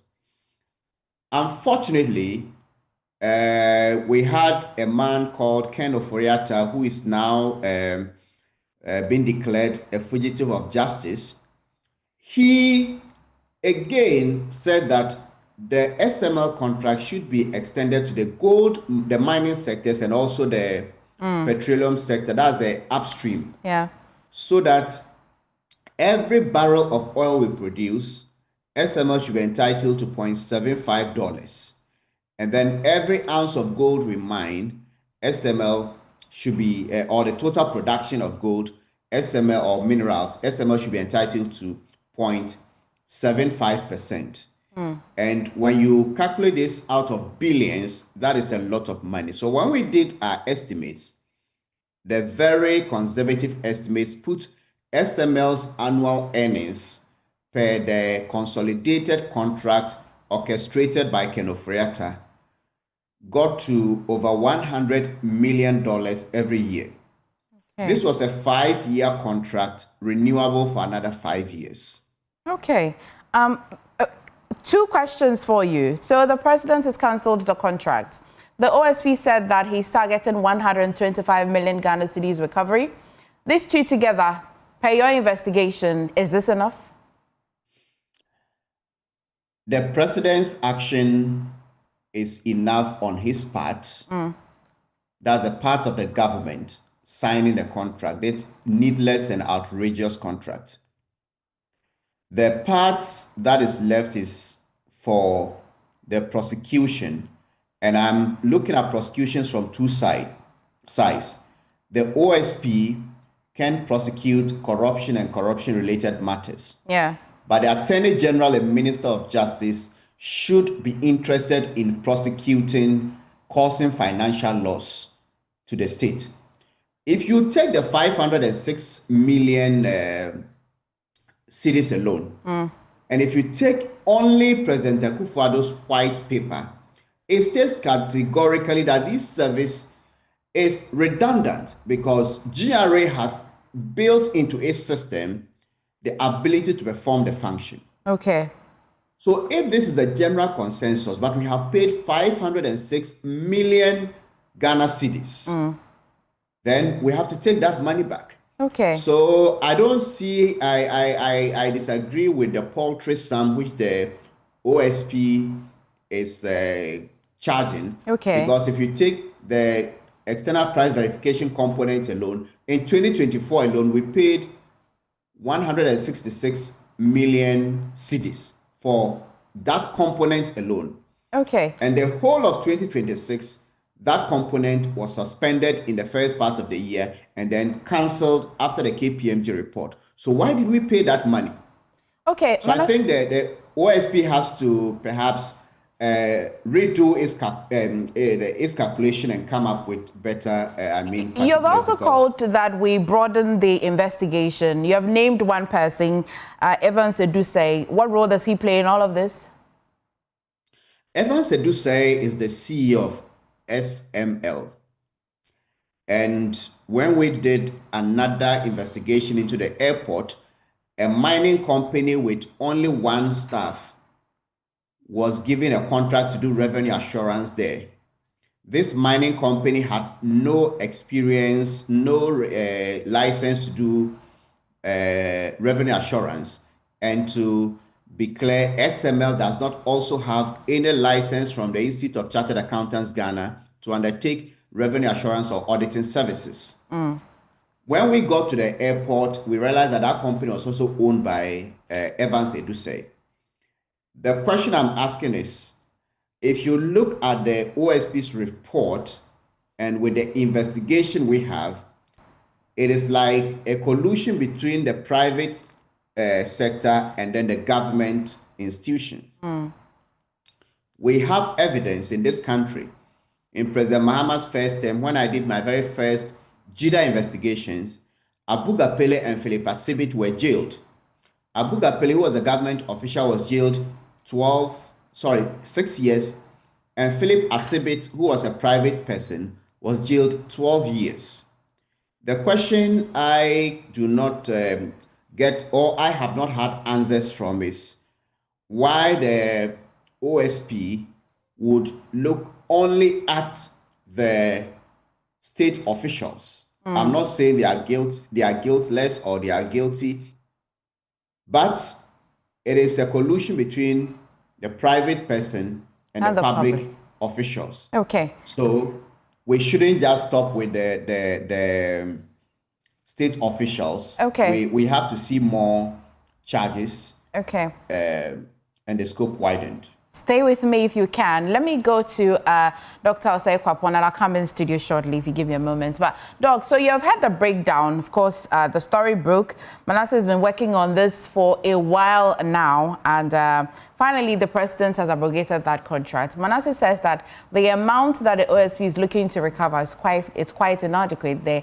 If he looked more and deeper, he'd be looking to recover even large sums of money. What's your take? Yes. So we first of all must really Manasseh on this issue. It always surprises me how a private citizen with very limited amount of resources is able to unearth some of these things that happen across our public institutions, where you actually have state institutions that are charged with, protecting, the public purse or engaging in all kinds of the kind of work that you would think our state institutions will be able to, catch before even a private citizen is able to. But for me, there are other issues that this revelation by the Special Prosecutor also brings up. You tend to, whenever there's this narrative that the public sector or public sector institutions are inefficient and are unable to perform certain tasks, the first response has always been, let's use the approach of third-party government. So outsource it to the private sector, engage the energies of the private sector, and you would get better results. I mean, the US has gone through that, where for a period everything was about outsourcing. But what we are also seeing is that, we give it names like public-private partnerships, all of it ends up in these situations where you see that, in some cases, they also become a vehicle or an avenue for fleecing the state. And so you ask yourself, are we going to get to a point where our first response is not always let's outsource to private sectors because they can do a better job, but our response would be, how can we strengthen our state institutions to be able to do the work that they are designed to do very well? The other thing that I would add is, if you listen to the OSP and the initial rejection by PPA to sole source these things when it first came up, for me, it also gives me some glimmer of hope that there are certain individuals and there are certain institutions that can work if they are so determined to work. Because for them to have flagged this and rejected it not once but 3 times, it means that there were some individuals who were willing to stand up, to this kind of contract and say, well, this is not something we should be approving. Yes, eventually, for whatever reason, this thing was able to happen. But I think there is some glimmer of hope that if we are determined, we can get institutions to work and we can get individuals to be able to do the things that they are designed to do in our entire institutional, architecture. Okay. When I come back to you, my question really will be, what kind of balance should we be finding between political vendetta and seeking justice? I'll come to you, chew on that, but back in the studio, I'm coming to you, George, but I'll come to you. But Vicky, when I come to you, your question will be, do you see Ghana making progress in the fight against corruption, or this is just one of the cases that have made it to the headlines and will fade away without accountability? But let me go to a person who was part of the previous government, really, and seek some answers. Of course, the OSP is investigating. They have not pronounced them guilty. But I'll head straight to the white paper, which was under your tenure, which suggests that there were some discrepancies, which suggests that there was a bad contract deal, which suggests that the GRA was already performing some roles and responsibilities. So even before the OSP or any other investigative body takes a keen interest and pronounce somebody guilty, how did we sit in your era to allow this to happen? Yeah, thank you. I've had the privilege then, as a member of government communications, to have been in a meeting where the GRA had to brief us on some of these things. It's not, I have had an opportunity to engage Manasseh on some platforms that we belong to on these matters when they popped up.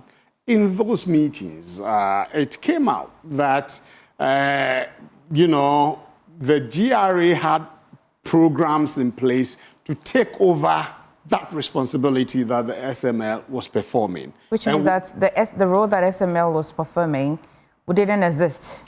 That was my understanding then, that they were then to get people skilled in that revenue assurance measures to be able to take up that responsibility with time. Okay, so there was going to be a transition period where GRA itself was going to acquire that skill, if you were to permit me to use that, and then take over the performance of that. And so this white paper saying the GRA had that skill, you know, it got me a bit confused because I was in a meeting where GRA officials responded to that. You get it? So do you see why the commissioner, the former commissioner, is a person of interest with the OSP? Well, yeah, you see, I don't have a problem with OSP doing his work as far as it's genuine, germane, and goes by the tenets of the law that set up the OSP, because we all don't want to have our monies dissipated in the wrong way, which is going to deny people in my village of borehole water and electricity and others. And so we will support everything that will ensure that, in the first place, the whole process by the government then, or by Ken Furiata and the team, was revenue assurance.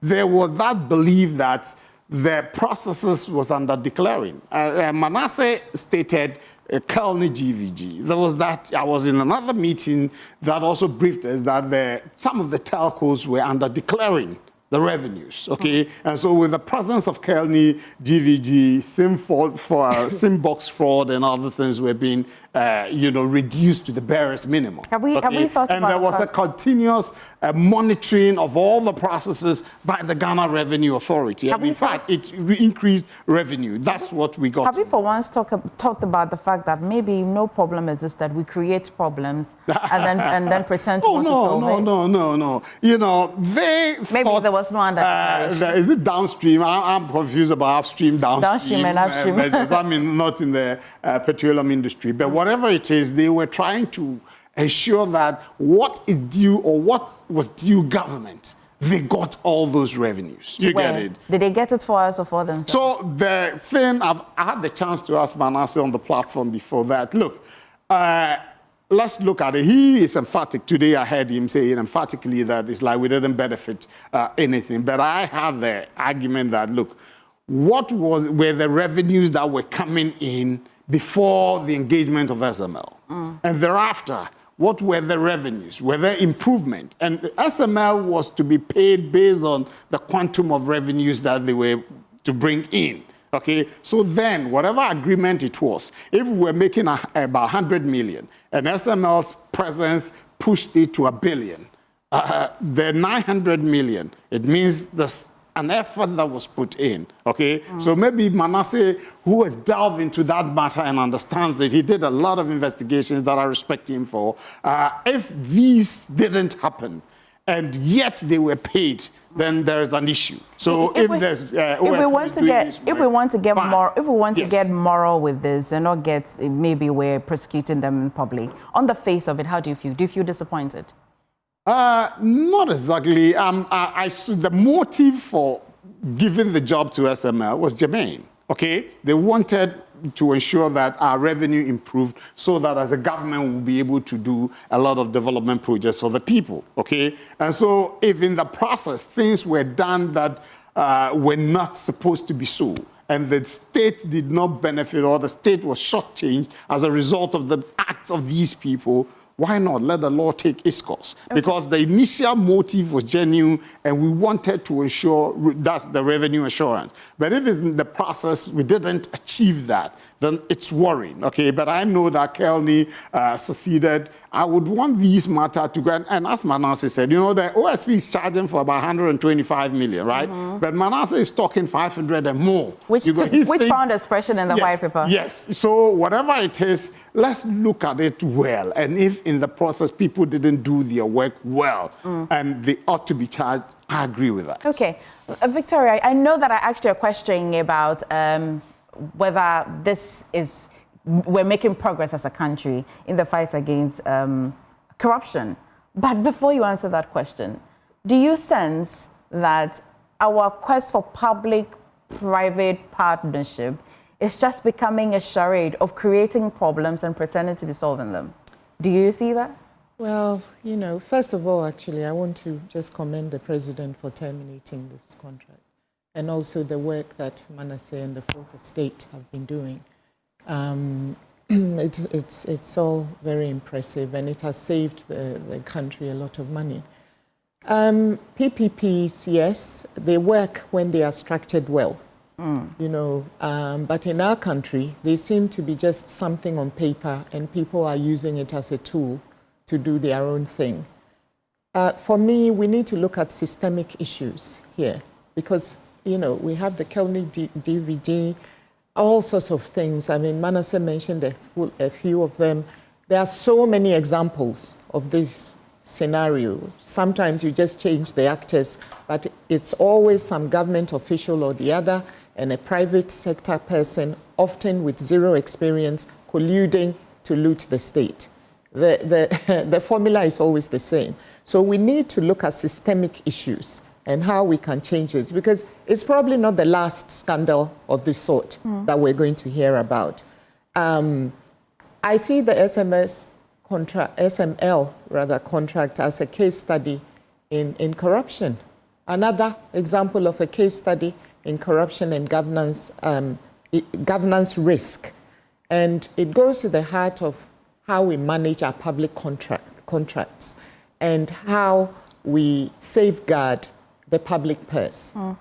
Because I use the word governance risk because look at the steps that were taken. Look at the things that happened. A company with zero experience, a company that in its own constitution has trading or whatever, timber merchants, whatever they were. Look at when it was set up. Look at when the minister came into office, you know. And look at the amount of trust that was actually put in this company with zero experience at our expense. You see what I mean? And the PPA kicked against it 3 times. 3 times they said, no, go away, you don't have the experience. But ultimately, somebody's discretion was able to override that whole system, a whole authority, the laws, everything, to put in place who they wanted to put in place, and then ousted the incumbent that were doing the job. So it's a systemic thing. You know, there are governance issues here. Do you have confidence in the OSP to recover these monies? They and must. Even prosecute? Do you have confidence? They must. I mean, if they can't do it, then I don't see why we have an OSP. I mean, from the past, and from the work that they have done, do you... Well, I mean, the proof of the pudding is in the eating of it, yeah? Yes, so let's wait and see. Okay. That's what I'll say, let's wait and see. But they have to. They have to. Whatever they have to do to recover this money, they have to. And if Manasseh is saying that from their research there's more, even more money to be recovered, then they need to go there and excoriate everything. Okay.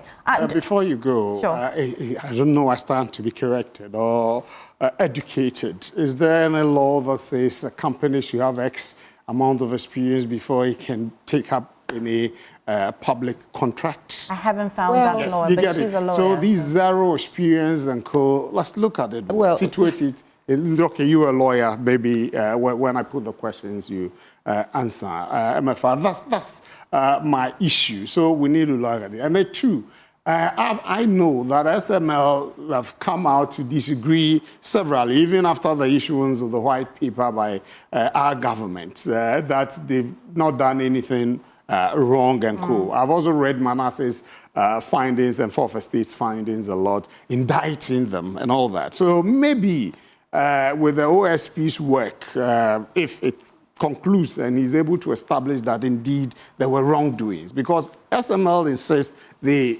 haven't did done anything their work and got revenue from the state. Before Vicky comes in to answer that question, whether a law is an illegality. Before she comes in to answer whether it's legal or not, or whether there's a law, do you find it quite interesting that an authority that is in charge of procurement says that no, you're not? No, that's very interesting. If they say no, would it even matter whether they experienced or not? But Vicky, you're here. You've actually answered the question, Emefa, because we have public procurement laws to ensure that procurements are done in the interest of the country and they give us value for money. Value for money. You're supposed to. Well, that's what the laws are there to ensure. That's the whole point of having a PPA, to do that test. So if you don't pass that test, it means you are not fit for purpose. And you cannot be inflicted on us as Ghanaians and just fleece us, fleece us. So this situation, I'm not the judge in this matter. I'm not jury or executioner. What I do know is that are the facts as we have them so far. Whether anything else comes or not to exonerate anyone, that's there. I mean, I don't know. Okay. But the facts are they opened the company when they did what they did. NPA said in the downstream sector, they are monitoring these things already, and they have documentary proof that year on year they are improving in the revenue assurance. GRA also has systems in place to do the same thing. So, I mean, what were they doing? Okay. Someone has to tell us. George, also, does it come to your attention, or does it have your attention to know that situations quite surgical as this one, petroleum, I've heard a lot of terms. Manasseh has said a lot of jargons this morning, upstream, downstream, and all of that. It sounds very surgical. You want to get on the table for anybody at all to put you under some anesthesia and start, operating on you. That's how it looks like. It's very complex. And this is why, just on the face of it, even if a law doesn't allow new companies to come in for such a technical area, would you, if you were, and would you I allow think it? Manasseh answered that by saying his investigation shows the SML is not a registered audit or financial firm. Okay. You get it. And so that answers it. And so if there's any legal thing that shows they've flouted the law, that can also be a position for that. But I think you don't just get under this thing for anybody to conduct a surgery on you if you're not sure they are experts in the area. Okay. But sometimes we go to sit in the plane and we're assured that the pilot is a trained. There's always You will never sit on there. There's always an experienced pilot. This is it. Because when they do the announcement, they introduce themselves and then they say this co-pilot, right? But someone has verified that pilot. Yes. That's the whole point. And someone has verified to make sure that they are able to pilot a plane. Well, maybe he's saying that somebody has verified them. They have just passed out. Yes, Manasseh. Yes, you can. Yes, about this law, the PPA acted on the single source procurement section of the law. And there are conditions you must meet before you go for single source procurement. One of them is if it is an emergency situation and you think that going through the full overhaul of advertising and bringing other companies in would cause a problem. So if there's a pandemic today and they want some drugs, they can use that. Two, if the service can only be performed by only that company. So we don't have many telecom companies that are nationwide. So if we must deploy a telco service, then you go for that. Or if they have proprietary rights. Okay. This company had nothing of that sort. We wrote to the Institute of Chartered Accountants Ghana, and they said that, look, to be able to do auditing or revenue assurance services, you must be licensed by the institute. And the law says that if you don't have those licenses and you practice, you can be fined, jailed, or both. So this is a company that is set up, has nothing, and goes to do this work. And he spoke about the fact that they were put somewhere and then they told that the services of SML brought in some revenue. I'm reading from the KPMG report, the audit, just some points that talks about trends in the downstream revenue, downstream petroleum revenue. And this is what it says. Key observations. The following were observed from the analysis of the revenue collected by GRA over the period 2015 to 2023. 1. An incremental growth in revenue was observed from 2015 to 2023, except for a decline observed solely in 2017. 2. One significant contributor to this growth is the increase in the number of taxes over the years. That's from 2 taxes in 2015 to 5 taxes in 2023. 3. Another significant contributor to this growth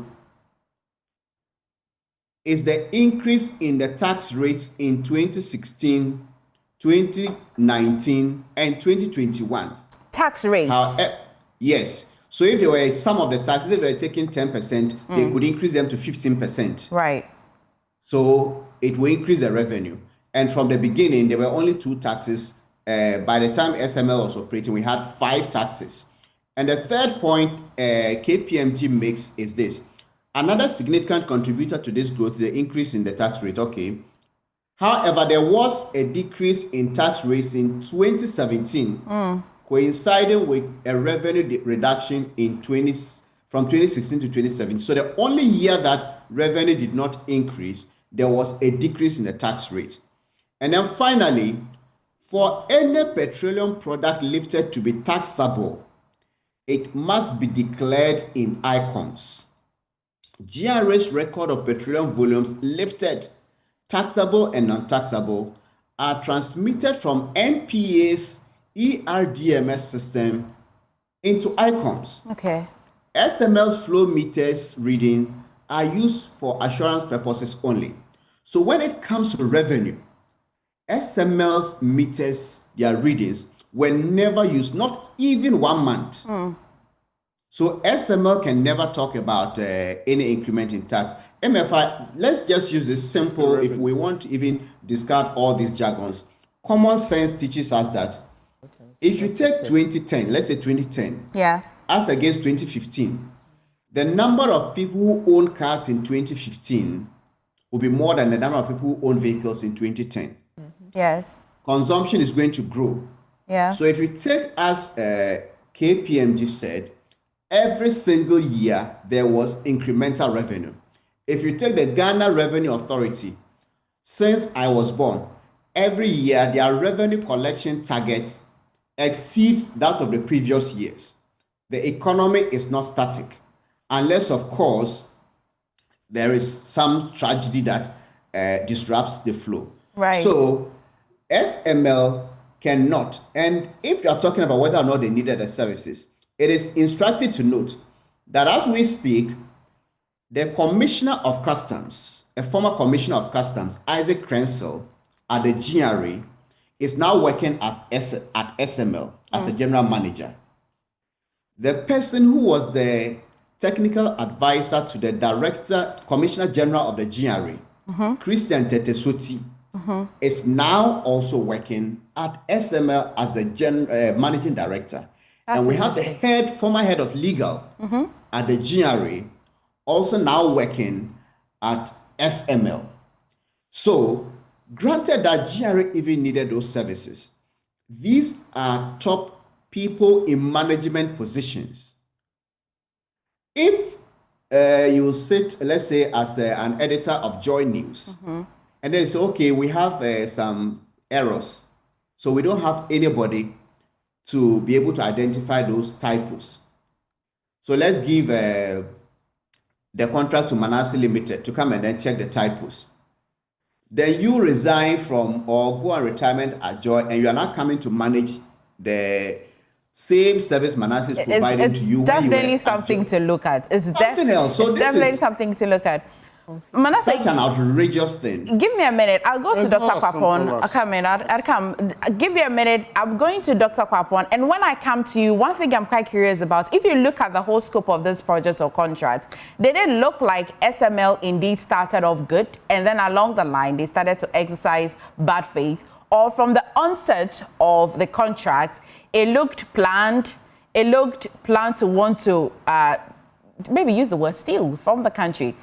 Tell me, let me know whether when they started off, it was looking all good, it looked quite lucrative, and then they decided to want to veer off, or from the beginning of the signing of a contract to the execution, it was planned. I'll come to you for that answer. But Dr. Kwapon, let me hear from you. We've gone around the table and back to you. The OSP, again, he has named the former finance minister. Vendetta or justice? Well,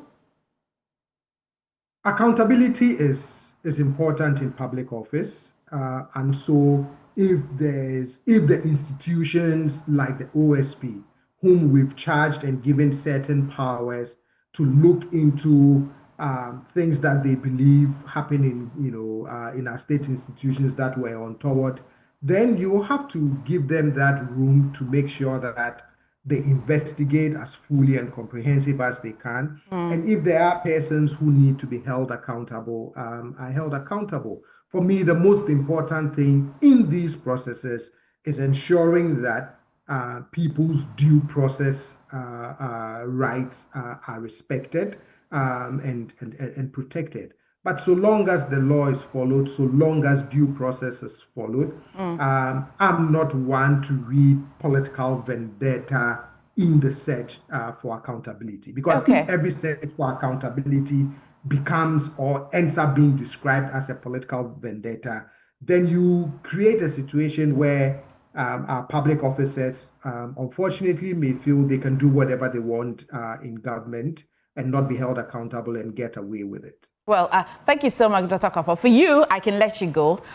Thank you for joining us. But Manasseh, wrapping up with you, that question that I asked, what did you discover? My discovery from the investigation shows that SML was not needed in the first place. And it shouldn't just be about SML coming to steal or do whatever. I think if there is a greater blame, it should go to the state officials who allowed it. People like Ken Oforiatta, we know, in private life, run successful businesses. I tell you, if any of Ken Oforiatta's employees, those he has put in charge to run his business, had done this deal, he wouldn't let them go. He would not allow his money to be used to sign a deal like this, not to talk of expanding it. So it is not about just SML coming with a certain intention. I see this as a collusion between the private sector and then the public sector. But if there's greater blame, it should be borne by those we pay and then those who we put in trust of the resources of the state. To be given a ministry as a Ministry of Finance, you are supposed to use our resources judiciously to build hospitals so that if my father in the Upper East region falls sick, and this is a reality, they needed to do an MRI scan. The whole of Northern Ghana, there was no MRI. So we had to bring him to Accra. At Kolebu, where he needed a surgery, we booked, and we found it difficult to get a date. So my father had to go back and be on painkillers. If you put somebody at the Ministry of Finance who gives these monies, who allows these monies to be paid to companies like SML. Right. COVID-19 nearly killed him. He went to US and got healthcare. When he came back, we thought perhaps such an experience may have transformed him. Worse happened. When we are told he's not well, he's back to the US. Some of us and our families cannot afford to travel outside for healthcare. So we expect such public office holders to use the monies to build hospitals and build schools. You don't dissipate these funds, and when you fall ill, You jump on the next available plane, go to the best of hospitals around the world, and then your people are home. Go to Kolib, go to Rich, go to every hospital we speak of in this country. Many people are dying not because our nurses and doctors are inefficient. Right. They're dying because very basic medical equipment and medicines are not available to save their lives. Manasseh, very well said. Thank you so much for joining us today on the show. And of course, the day is still quite young. We shall be coming to you whenever. Thank you so much for making time. But back in the studio, we're wrapping the conversation. George, just your final words. Yeah, thank you. Manasseh has done his work, but in the latter part of his submission, it looked a bit personal to me. He should be doing his work in the interest of the nation. The second one. He's a citizen, is he not? He's a citizen, yes. He would love his father to have medical amenities, just like me as well. And the Constitution allows anyone and everyone. If you know, it's good that public officers take off treatment and co in our home. But the Constitution doesn't buy anybody from deciding to go to South Africa or Cosmokaya. If we limit all of our conversations to the law, that's what I'm saying. What happened to good faith? No, that's what I'm saying. Should it look like personalized? Equal rights, though. If you look at it, if we stretch it a little further, there's a lawyer here. Equal rights. Yeah, I have the right to have good accessibility to healthcare. Yes. Just like education. So that's and the government. Every government has built hospitals and co. So that is and that's what I said initially. The motive for the SML's establishment was to increase revenue assurance and improvement. And then he made it sound so simple, and I beg to disagree a bit. You know, yes, every year revenue increase. At what rate? Geometrically or arithmetically? We need to look at that. You get it? So it may increase from 11 to 12, or it may increase from 11 to 22. You get it? And then to 33, geometrically. You get it? So what then engineered that or engendered that? Okay? Maybe a certain contribution differently from what is done normally. We need to look at that. So it needs a thorough and a detailed, you know, understanding. And then the last one, MFR, I don't know. I'm happy there's a lawyer here. That I've been a communications director for NADMO before. I'm out. You get it? Maybe I've gathered some experience. I put my head together with others, okay, to provide consultancy service on emergency response and others. Is it a crime? Maybe yes, you would say I detected some things. Maybe I wasn't the final authority to make certain decisions, but I studied and realized these are some of the shortfalls. How do we plug those holes? Okay. And my consultancy can help bring the organization's attention to it. Is it a crime? Sadly, we are wrapping this conversation. But Victoria, whilst you are responding, kindly remind us that there are some sort of rules in contracts that do not allow you to start working with a competitor during a particular time work. There are some nuances in some contractual agreements and all of that. And I won't be surprised if we find a law that prevents a person from working for a competitor, even proximity to that competitor. But we'll get into that. It's a conflict of interest. Which is very simple to that.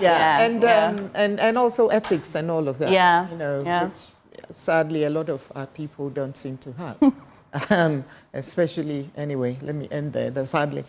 So this thing about political witch hunts and all, it is not a political witch hunt. If you hold yourself out as a public officer in this country, if you are appointed to the highest level as a minister in this country, whatever ministry it is, you know, you are accountable. You are there. It's a position of trust. And you are there to account to the people of Ghana. Everybody, from the president all the way down to every public service holder, is here to account to the people of Ghana. So there's nothing wrong with the minister being asked to answer certain questions. I mean, it may be that when he answers the questions, he's exonerated. It may be that he's not. But to say that the mere fact of asking him to answer these questions, or the fact that someone has done a lot of work which is pointing in a certain direction, and as a base, on the basis of that, public authorities, responsible public authorities, have gone further to investigate and feel there's a need to question further. To say that that's a political witch hunt, it just defies, you know, in common sense, you know, if I can put it that way. So it's not. It's not, and especially if you are the Minister of Finance, you are controlling the whole country's purse. All our money is in your hands. So you have to use it judiciously. You have to use it in a way which gives us confidence that you are doing what you are supposed to do. So for me, it is okay. It's fine. Well, Vicky, thank you so much for joining us this morning. Let the law George, take you as well. its Of course, Exactly. We hope so. Exactly. We The really rule of hope. law must And we prevail. hope that when people are invited, they adhere to the law. So, we hope. The issue of As you're asking Attorney for law. General and press conference. No, the rule of I law. thought if we finish with the process and you're victorious, you can have. It's important that you update the public. Prior to that, In fact, even the OSP is working under the mandate of updating the public. He But knows anyway, the Act provides them to. We have to follow due process. We have to follow due process. Yes. The rule of law must prevail. For rule of law to prevail, the people or the actors who are being charged should be present to answer questions. Well, absolutely. Should they not? If you start being seen as deliberately making yourself unavailable, Then that is what causes suspicion. Or better processes to extradite people. Yeah, but why should you allow yourself to be extradited? I mean, we didn't extradite you to make you a finance minister. But anyway, thank you so much, gentlemen. Thank you so much, Manasseh. Thank you so much, Dr. Kopon, for joining us on the show. Please stay.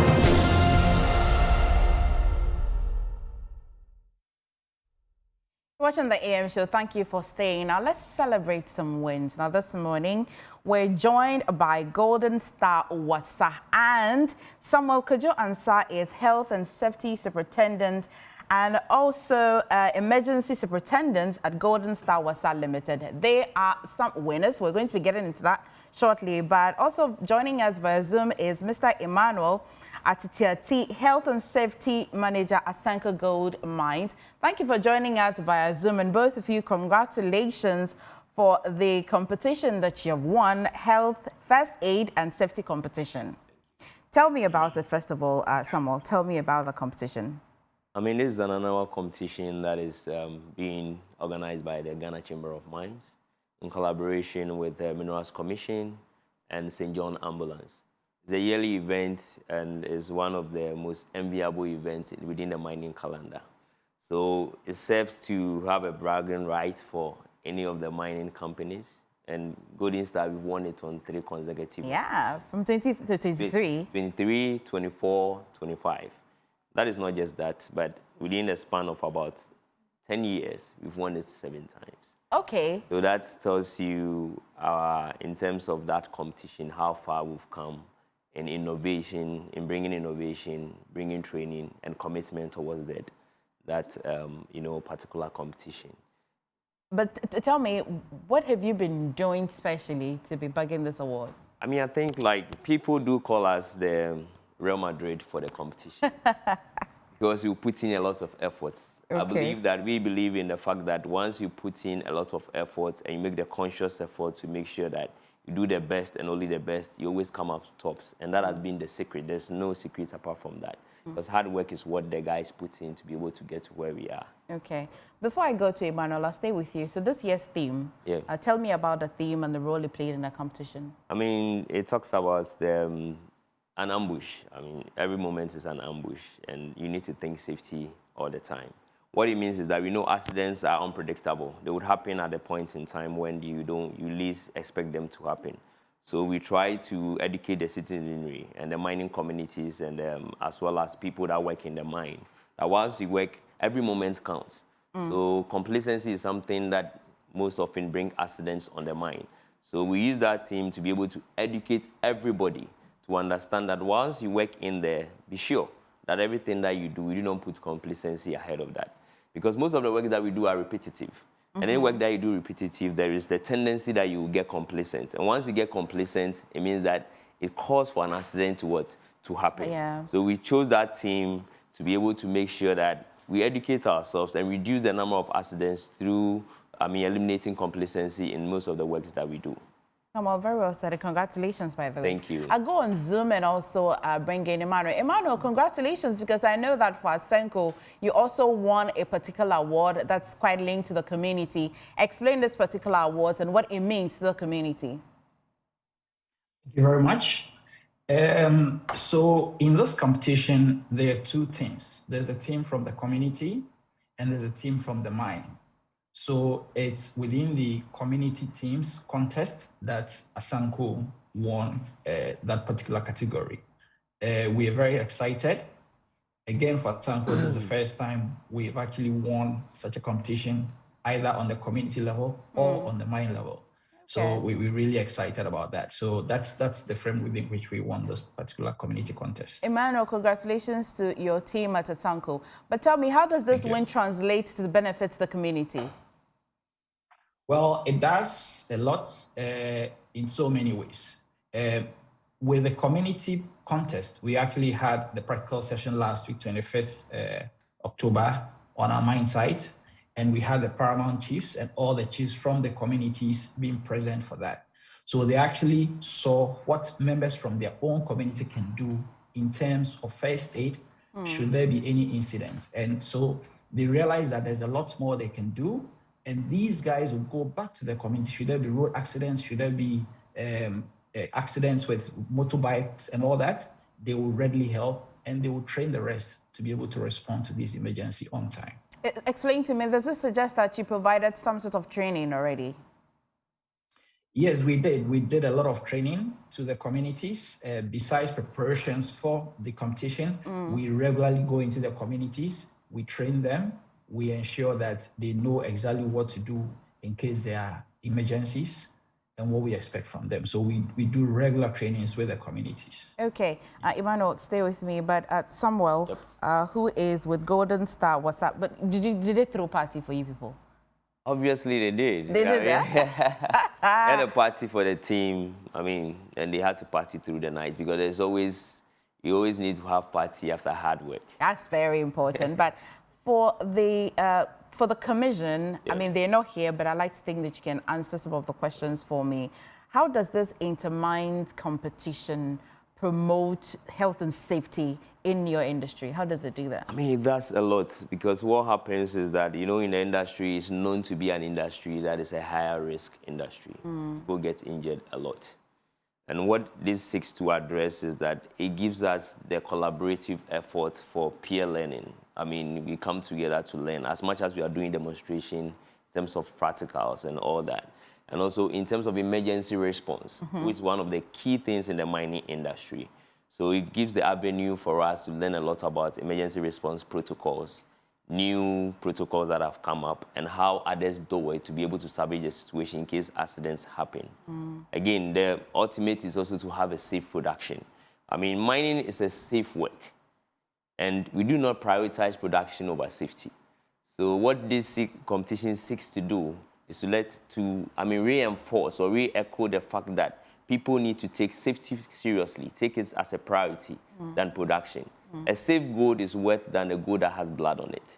True. So for that reason, for us to be able to do that, you know, as human as we are, we need to keep on learning and keep drumming in the ears of people for them to understand that as much as your work is repetitive, once you do it, please understand that you need to do it safely. That is one. Again, when it happens that there's an accident, I mean, the most often it's not the accident that kills people. It's how we handle people. Yeah. So once the protocols are being harnessed with the people that we have, which people take turns to be trained to do that and participate in those competitions, we know that with points as we go ahead, people can be able to address emergency situations safely and save people's lives before going to the hospital. That's good to know. So for Golden Star, you have become the Real Madrid of this competition. Yep. I'm thinking that there's a mining company that's also watching now, and they're hoping to probably snatch this coveted title away from you next year. At least you'll be kind enough to show some of your skills, some of advice, and how they can be part of the competition and win.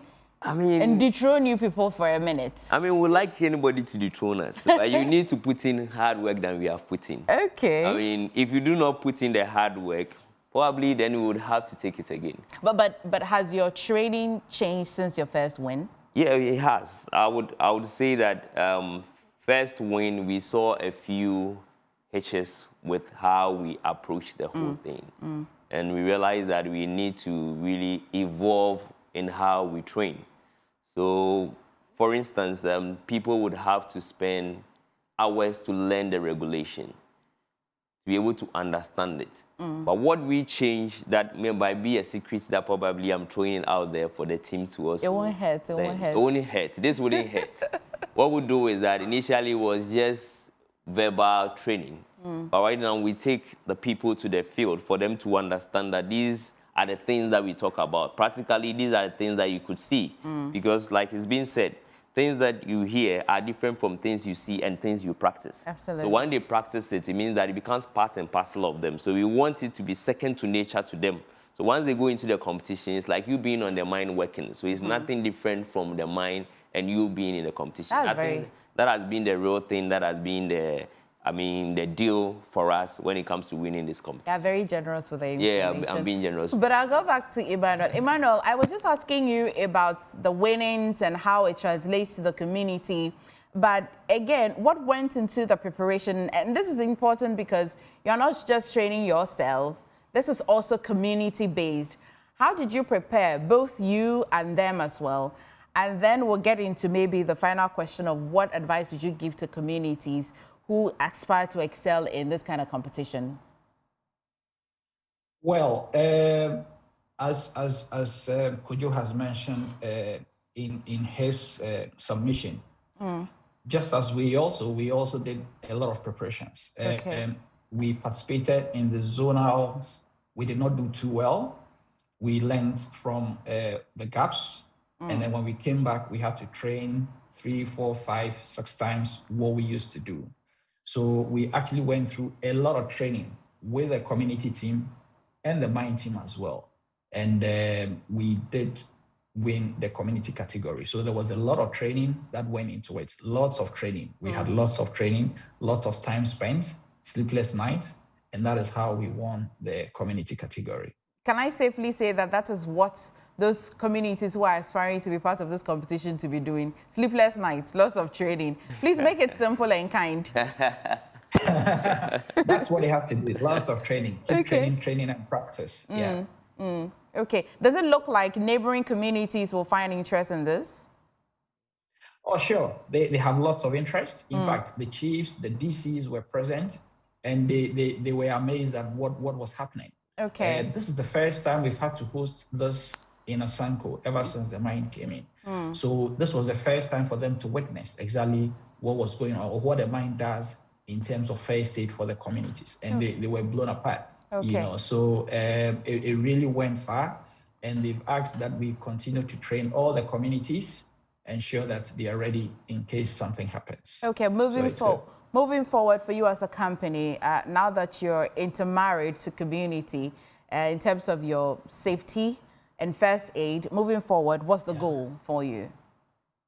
The goal is to enhance our social license with the communities we live in. You know, all mining companies operate within communities, and I mean, your social license is key. That gives you that license to operate. So we do this with them. We train them.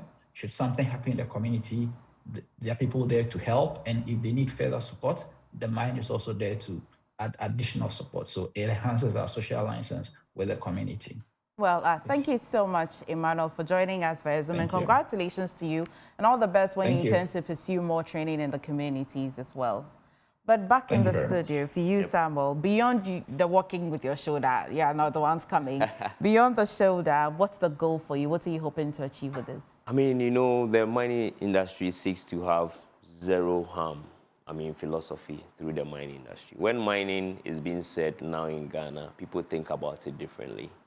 We want to rewrite the script through this, competition for us to understand that there is safe mining. And once you do it safely, there's no way you can have people getting injured. Okay. I did talk to a few colleagues that some mines have stayed for close to 10 years without having any fatal injury. And I say that some of these competitions have helped. People come from school, they are trained on the competition. And what it does is that once the person rises through the rank, it becomes a safe miner. So it's a conscious effort and a deliberate effort that within a span of, let's say, a 10 years program, would have almost all the mining employees working very safely. Okay. Because complacency has been the key problem that we have in the mining industry. Like I keep saying, I keep repeating myself, mining is a repetitive work. And for that reason, anything that you do repetitively, what happens is that you definitely would slip one way or the other. But we try to use this competition to make sure that we bridge that gap.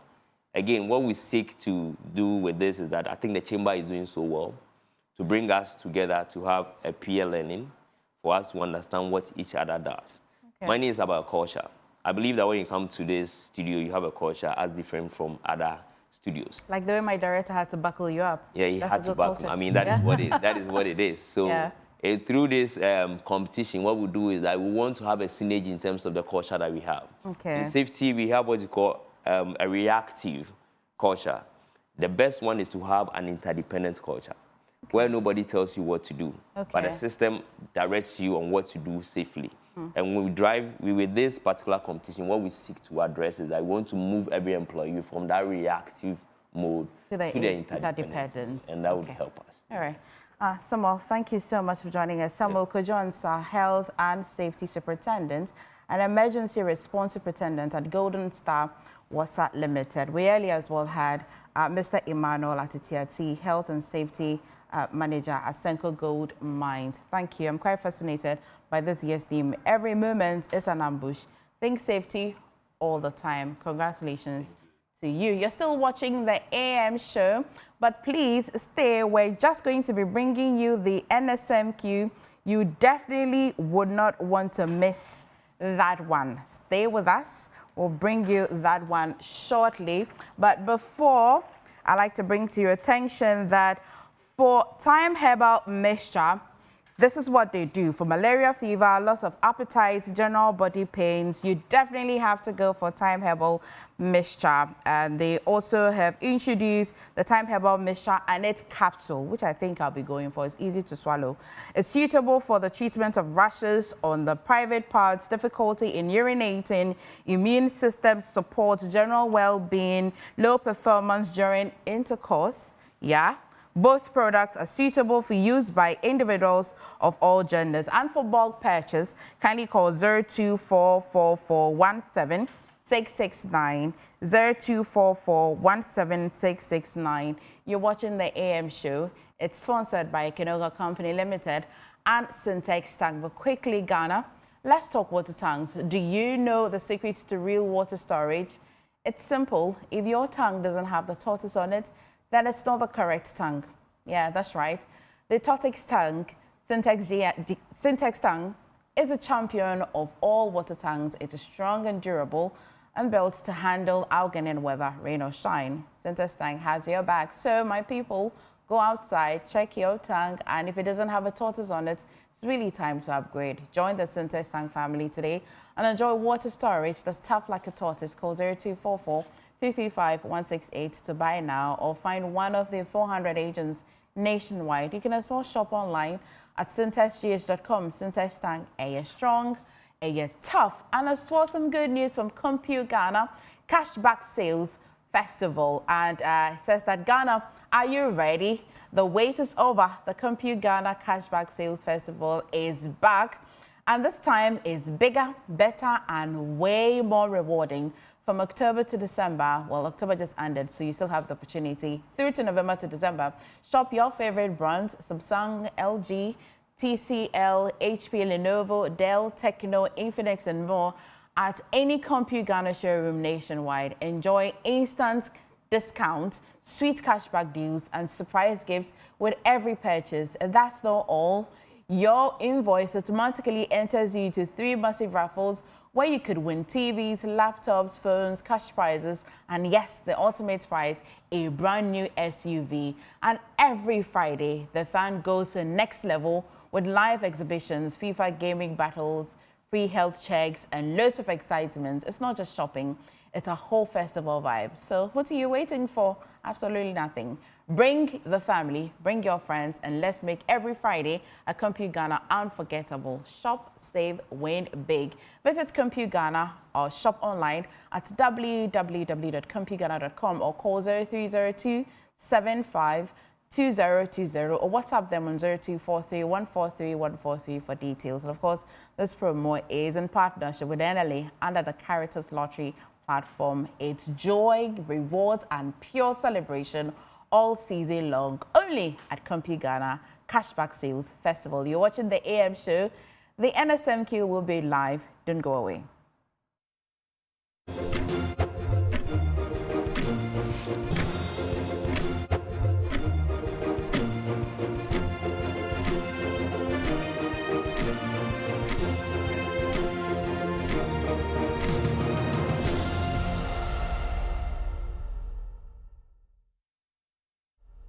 Watching the AM show, we shall definitely bring you that NSMQ live. But of course, let's talk to one of the people who have made it quite successful all these years. And we're joined by Frederick Techi. He's from Prudential Live. Thank you so much, Frederick, for joining us this morning. I'm quite curious. How long have you been sponsoring the NSMQ? This will be the 7th year. Wow. We started sponsoring it. Okay. Yeah. What's the juice in there? Let me in. Oh, the juice in there is just public good, right? Providing support for science, technology, engineering, mathematics studies. That's STEM education in Ghana.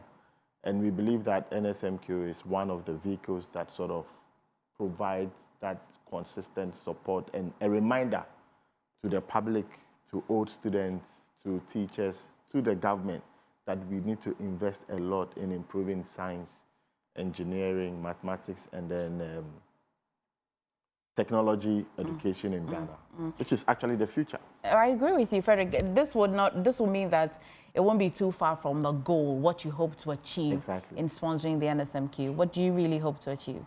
Yeah, so what we really hope to achieve is that at the end of the day, we are providing support to a vehicle that improves education, quality education in Ghana. As a sustainability-led organization, we believe in supporting things like financial literacy, health, education, climate action, and then also building resilient communities. Now, when you look at the SDG goals, the main aim of the SDG goal is to make sure that we get to create a future and a world where everything is sustainable and future people can be able to live in it. But you need science, you need technology, you need mathematics to do some of these projections, you understand? And that is why it's very, very important for us to do that. And that's why we are actually doing this support. I mean, I could do a simple calculation for you to say that, for instance, we've been supporting this for 7 years. Let's just say that for every year you have 100 schools. This is 170, over 170 schools. Let's just say 100 schools every year. And in each school, you have, let's say, 500 students. That's what? 100 times 500 students. That's some impact. You know? And then you're also looking at even the number of people, the ripple effect. So you're looking at education, regional education offices, the Ministry of Education, you're looking at the government and all of that. So that impact, that reminder that we have to support this, is really being achieved. You're nearly just taking me to some of your success stories. I mean, for 7 years, what are some of the stories that have been standing out for you? I mean, personally and even for Prudential Life. Yeah, I think for Prudential Life, we are happy to see that less endowed schools, for instance, are now being able to stand up to the well-endowed schools. So you're having a situation whereby schools that people didn't know about or have never heard of are also showing that they are doing well. And the argument that quality education must be for all is being re-emphasized. And that's something that we are really, really happy about. Aside of that, too, we are also happy about the community that is growing around it, where you are having people that have left school for many years coming back to be able to support their alma mater.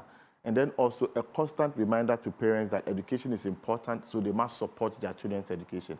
As a life insurance company, we provide education cover that you are able to secure your child's education in future, so that even when something should happen to you, your child's education does not falter. Right. We also provide that kind of cover that when you are also no more there, whatever plans you've put in place for your children, including securing a good home for their children, including securing a good education, maybe out of Ghana education for your children. That is also done. That education also gets to go through in there as well. So, let's stay on the some of the services or some of the products that Prudential Life. Let's take it one by one. Maybe the one that would be of interest for people who at the second cycle level, what parents should look out for? What kind of plan do you think that's? I mean, as a life insurance company, we believe that parents should be able to secure their future and the future of their children today. And you are only able to secure that by taking a small decision today that guarantees you a certain amount in future to cover your life. So that, for instance, we have what we call the Prudent Life Plan, which is a life insurance policy that allows you to be able to have your own determined sum assured. So that, let's say, in the next 10 years or 20 years, but I mean, you could do this for the next 40, 50, up to about 52 years. That's if you are 18 years. You could do this and say that in the next 10, 20, 30 years, I would love to have this sum assured that sort of secures my future. So, for instance, as a family, you are thinking about your mortgage. You are thinking about your children's education. You are thinking about your own life. Should you not be there, what would your children do, right? And for somebody who lost their father when I was in SHS1, I really know how important something like this is and how life could have changed. But of course, God has been good. Yeah. Yeah, so that is for the life, Prudent Life, for instance. And then you also have Prudent Wealth Plan, which is an endowment plan, more or less like an endowment plan that also have a life cover. With this plan also, you are able to also determine how the future should be for you. And the good thing about this policy is that should something happen to you in the course of the policy, let's say you are hoping that in 10 years' time you want, let's say, 2 million Ghana cedis. And in 5 years, that's me. And something unfortunate should happen. It means that your beneficiaries get that 2 million Ghana cedis, and then also they annually, they get 10% of that amount as a cover. What do you call this particular product? It's called the Pru World? Yeah, Prudent Wealth Plan. Okay. So they get 10% of that. Then at the end of that 10 years, we give them the 2 million Ghana cedis again as well.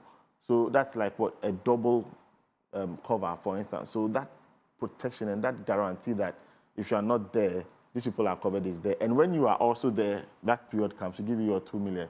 I mean, we are also able to add inflation protector to it. So that, let's say, should inflation affect it over a period, between 5 to about 30% inflation cover. So even at that point, you may not be having, let's say, the 2 million. You may be having maybe 2.3, 2.6, depending on the level of inflation cover that you put on it. So in other words, you don't really lose, but you actually secure your life. And people do not know that a lot of people's lives have been transformed because they took a simple decision today.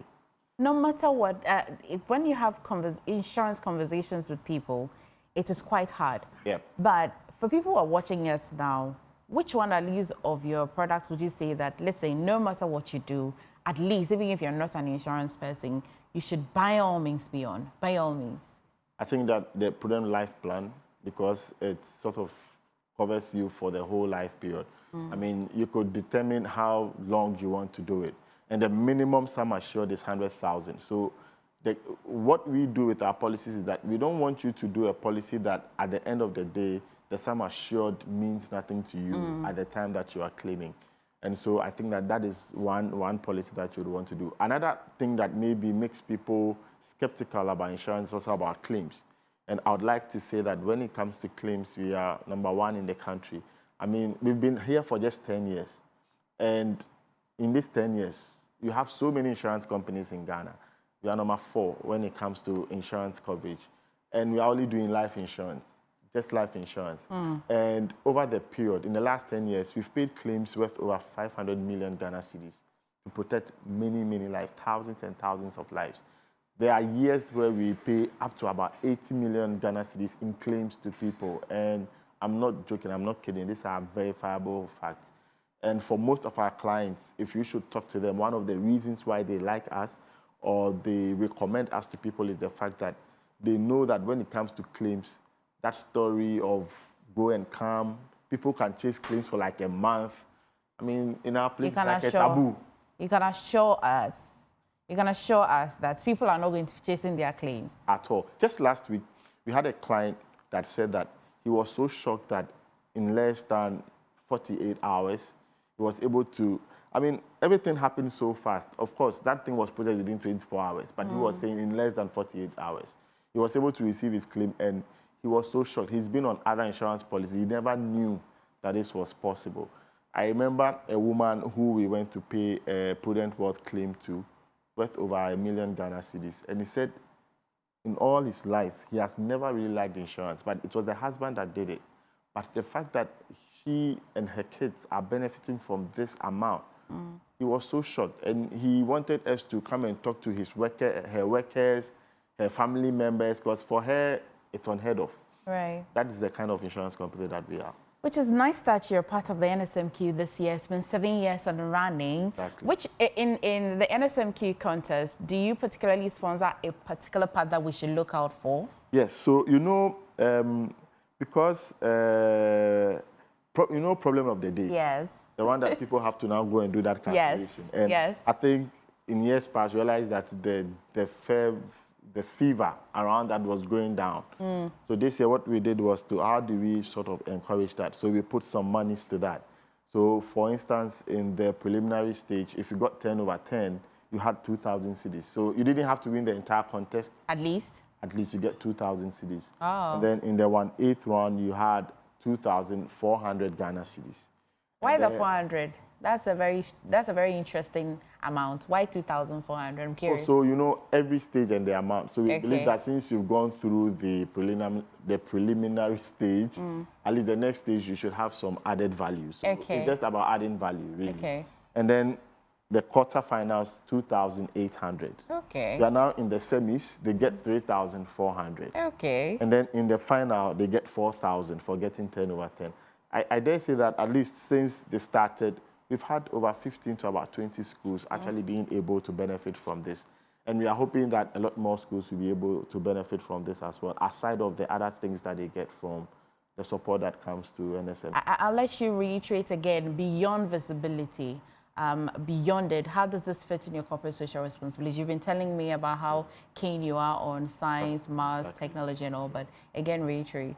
Yeah, so beyond visibility, for us is the impact that is coming on the attention when it comes to science, technology, engineering, and mathematics.